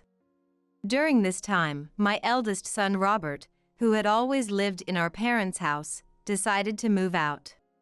Robert's wife, Mary, had expressed her dissatisfaction to my eldest son, saying that she didn't want to take care of me in the past. I had expected this conversation someday. I have no desire to be looked after by my eldest son's wife. In fact, my eldest son's wife can't even cook or do household chores, so I've been doing it for both of them all along. Have you found a place yet? Not yet, but we plan to decide soon. Let me know when the move is settled. Richard and the others say they will take me on a trip to celebrate my retirement soon. Understood. I'm saving money now, and I'll leave once I have enough. I reported my eldest son's situation to my second son over the phone. My second son said, "In that case, how about installing security cameras? Without Robert around, you might be an easy target for burglars." That's true. I've heard on the news that seniors living alone are often targeted. Moreover, the trip I'm taking with my second son and his wife is a bit longer this time. I was certainly anxious about leaving the house empty for an extended period. I quickly purchased the security cameras that my second son had researched for me. They should arrive tomorrow. Little did I know, they would come in handy later. Sometime after hearing about my eldest son and his wife moving out, my eldest son's wife approached me about moving expenses. "Mother-in-law, could we borrow a little money for our moving expenses? I've actually been let go from my part-time job. Without some help, we won't have enough for the move." Fired from a part-time job. What on earth did you do? Mother-in-law, please! Lend us the money! Upon my eldest son's wife's desperate plea, I reluctantly agreed and gave her the money for moving and enough to live on for a while. Make sure you pay it back. Yes. She always responds well. But that's about it, I thought, criticizing my eldest son's wife inwardly, as I considered talking to my eldest son. A few days passed. My eldest son seemed uninterested in preparing for the move, so I asked him about it. Then, I came to know a shocking truth. I lent the moving expenses to Mary the other day, so shouldn't you be able to move now? Huh? I didn't know about that. What? I was shocked and opened my eyes wide. She said she'd pay it back after moving, didn't she? I don't know about that. How much did you lend her? About $3,000. What? There's no way we can pay that back. I'm a temporary worker, you know. But Mary said she needed the loan. I couldn't hide my surprise. Just then, my eldest son's wife came home. I hurried to the entrance and confronted her about what she had done with the moving money. "I'm sorry, I spent it." "But you have money, mother-in-law, so $3,000 isn't a big deal, right?" "That's not the point at all. What on earth did you spend it on?" "Designer bags and new clothes. The new ones were so cute. But I can't spend money until I find a part-time job. Don't worry, I'll pay you back as soon as I find part-time work." little by little. I was at a loss for words at my eldest son's wife's statement. I've retired, so I need that money back. You understand that, don't you? I understand, so quit nagging. Is this what they call wife bullying? I just want to leave this house as soon as possible. My eldest son's wife just kept saying whatever she wanted. I regretted lending her the money and wondered why I had done so. Today, my second son Richard was scheduled to come home. Richard has a 1-year-old child, and his wife, Beth, is a hard worker, currently on maternity leave. He had promised to take me on a trip next time, so we were planning to decide on the dates. Since my eldest son hadn't returned from his temp job yet, it was just me and my eldest son's wife at home. Mary, Richard, and the others are coming today. Can you help me out? Me? Huh? I can't cook or anything. I just got my nails done the other day. Well, can you set the plates or do the shopping?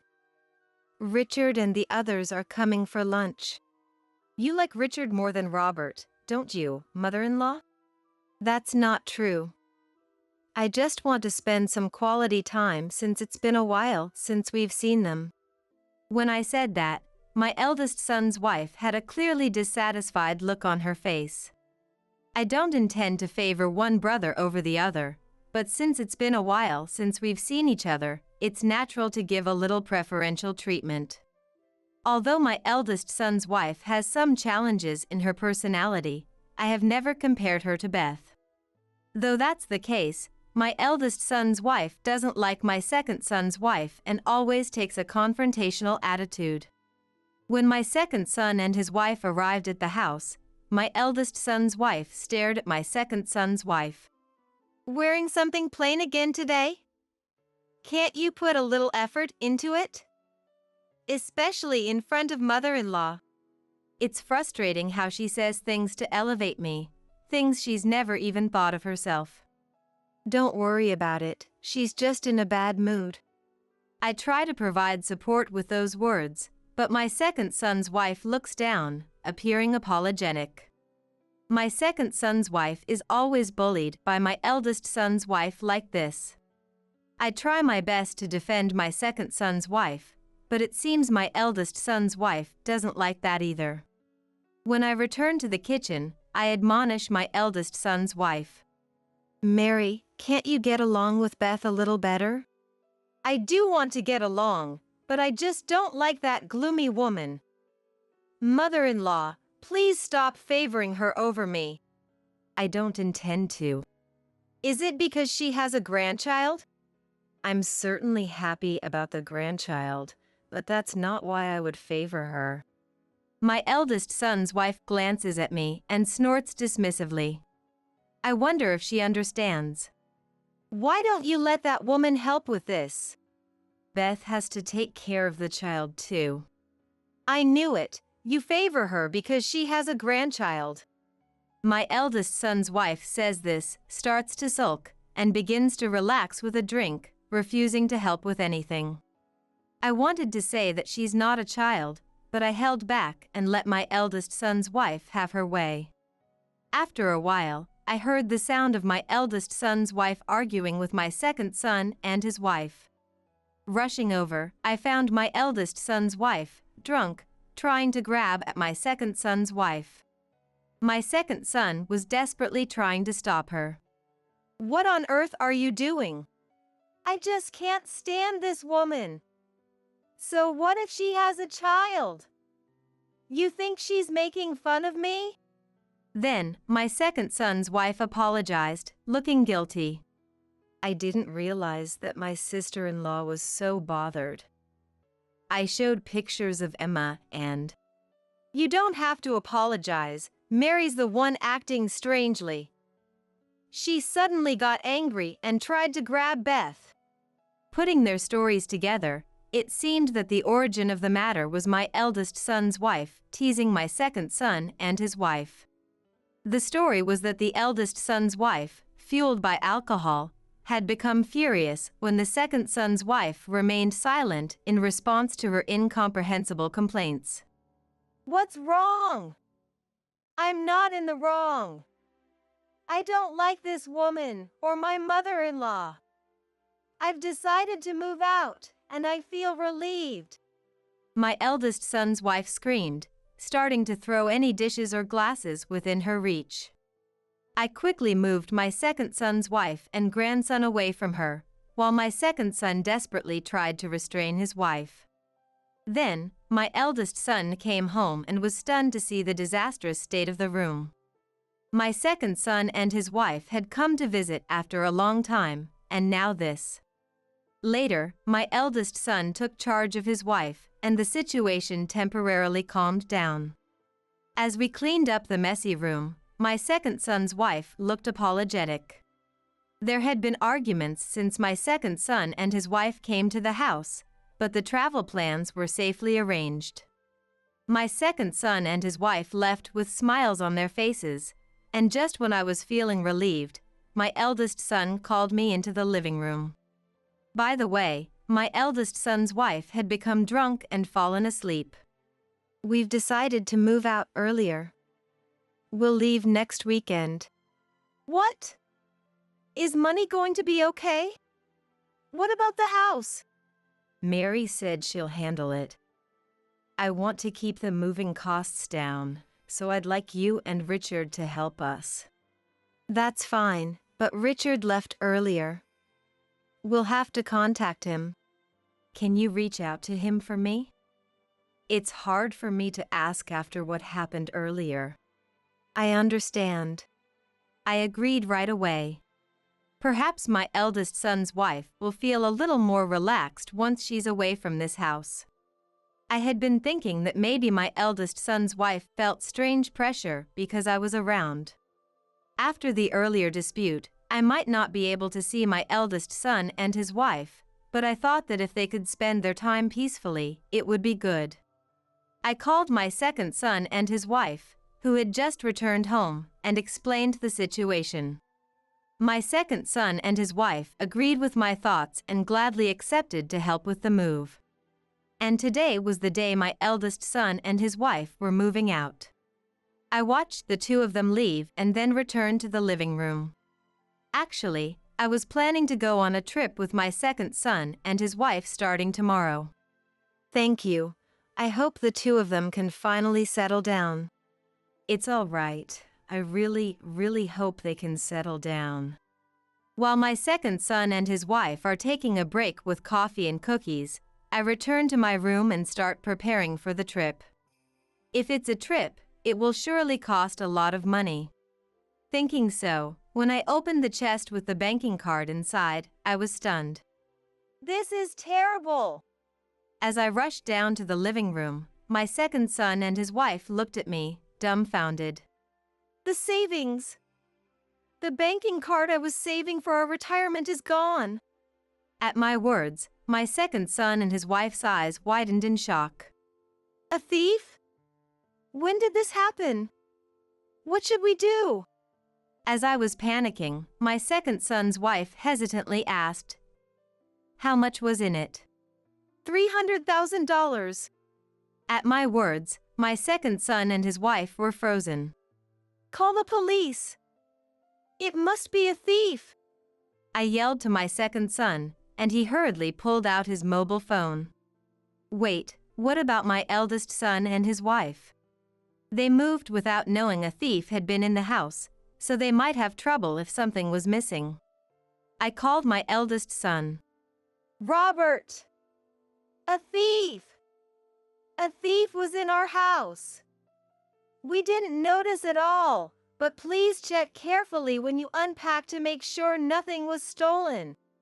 Huh? What do you mean? My banking card is gone. There was $300,000 in it. Surprised, my eldest son paused for a moment and then nervously uttered something to confirm. $300,000. Is that true? Yes, I've been saving it for retirement since Dad passed away. We're contacting the police now. As I desperately pleaded, my eldest son exclaimed, "What?" in an unusually loud voice. Wait, hold on. No. That is. As my eldest son panicked, my second son's wife turned the conversation to me. I know you're talking, but doesn't this house have security cameras? In the rooms? That's right. There was one in that room too. Shall we check it? Hearing this, I hurriedly pulled out the computer from the chest. I'm not familiar with the detailed use of a computer, but since using a mobile phone to view the security cameras was hard to remember, my second son gave me an old computer. I handed the computer to my second son's wife. After skillfully operating the computer, my second son's wife was shocked and speechless. I watched my second son's wife's reaction and, feeling suspicious, I peered into the screen, where I saw. At that moment, the voice of my eldest son, still on the line, echoed. No. Don't call the police. Mary might get falsely suspected. In shock and astonishment, I listened to my eldest son's desperate plea. 30 minutes later, my eldest son hurriedly drove back. Facing my eldest son and his wife, anger was slowly welling up inside me. Did you already call them? It's just a little misunderstanding. Let me explain. Please don't involve the police. I'm sorry, I've already reported it. More importantly, can you explain what's going on? As I said this, my eldest son looked apologetically at his wife, who ignored him without showing any sign of remorse. I felt anger towards my eldest son's wife. I heard this was given to me. But more than that, if you call the police, Mary will get caught. I'll return this. Can't you forgive us? My eldest son said this, handing me a banking card. It had already been used for moving expenses and apartment fees. This was what my eldest son's wife meant by somehow taking care of it. The security camera clearly showed my eldest son's wife taking the banking card from my chest. This is my retirement money. Why did you take it without asking? I was treated horribly here. I thought I'd keep it as a compensation. I've never treated you badly. I never forced anything on you, and you had 3 proper meals a day, didn't you? What exactly are you unhappy about? As I said this, my eldest son's wife's face turned red, and her eyes narrowed in anger. I've suffered more mental distress than Beth. Being called to the house on purpose, it felt like I was being told to show my grandchild, and it was painful. My eldest son's wife made such a delusional claim. I still couldn't forgive her. Stealing someone's belongings is what a thief does. Do you understand that? I lived in this house too, so it's also mine. Calling me a thief is just cruel. My eldest son's wife said this and began to cry. My eldest son begged me. Please forgive her. I beg you, Mom. Did they think I would forgive such a thing? I felt anger welling up even towards my irresponsible eldest son. Listening to the exchange between me and my eldest son's wife, my second son slammed the table and stood up. You've been saying whatever you like all this time. The second son glared at the eldest son's wife with an angry face. After all Mom has done for you, how can you act like this? As far as I can see, Mom has always been good to Mary. And Robert, too, you should tell her when something's wrong. She's your wife, isn't she? He shifted his angry gaze to the eldest son as well, who could only gulp and break into a cold sweat. It can't be helped. I didn't know. It's not about not knowing. Why weren't you watching properly? Because Robert isn't responsible, she acts however she wants. Besides, this is Mom's house, not Mary's. It's unimaginable that she could just take whatever she likes. The second son said this, pointing at the eldest son's wife. The eldest son's wife looked at the second son with a disgusted face. What's your problem? I'm Mama's boy. I'm the one who's wrong. That's rude for a brother-in-law. Of course it's wrong. You've been complaining about Beth all this time. Why does my wife have to be criticized by someone like you? You don't know how much Beth has been troubled by this. The second son's words seemed to have pressured the eldest son's wife, who looked away and hung her head. To calm the second son down, the second son's wife hastily speaks to him. The second son has cooled down a bit but still glared at the eldest son's wife. I'm sorry. It's true that I let Mary do whatever she wanted. And I had given up, thinking that even if I said something, it wouldn't be heeded. The eldest son said this, looking down. Take my side. The eldest son's wife demanded of the eldest son, but he just shook his head. How cruel! I thought you would support me. Just stop it. The fact is you did steal. When the eldest son said this, the eldest son's wife knocked a nearby vase off the table and turned away with an unhappy face. Suddenly, the police rushed in, looking alarmed.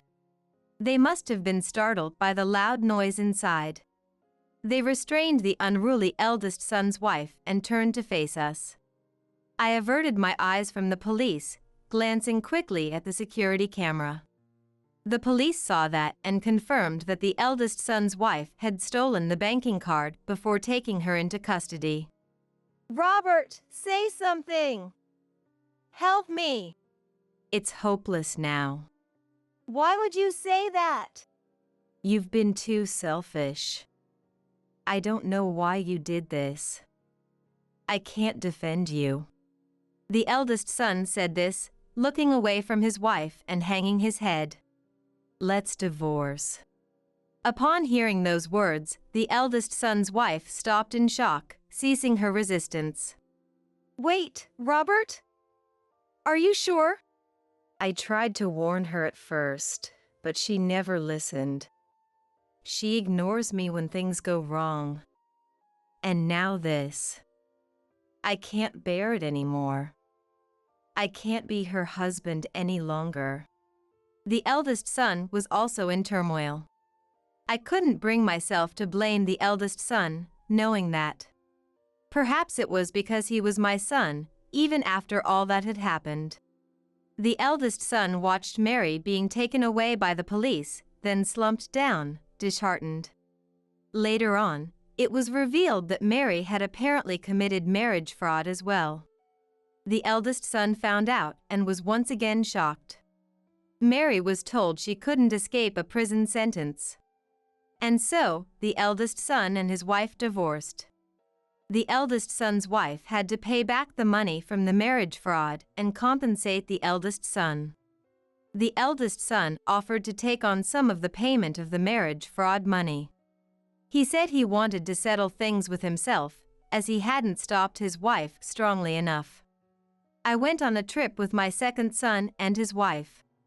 Spending a long time with my young grandchildren was so much fun. Now, I am living with my eldest son again. He has a debt to pay off, so he's quitting his temp job and is working hard as a full-time employee, moving forward with determination. I'm happy to see my once unreliable eldest son growing little by little.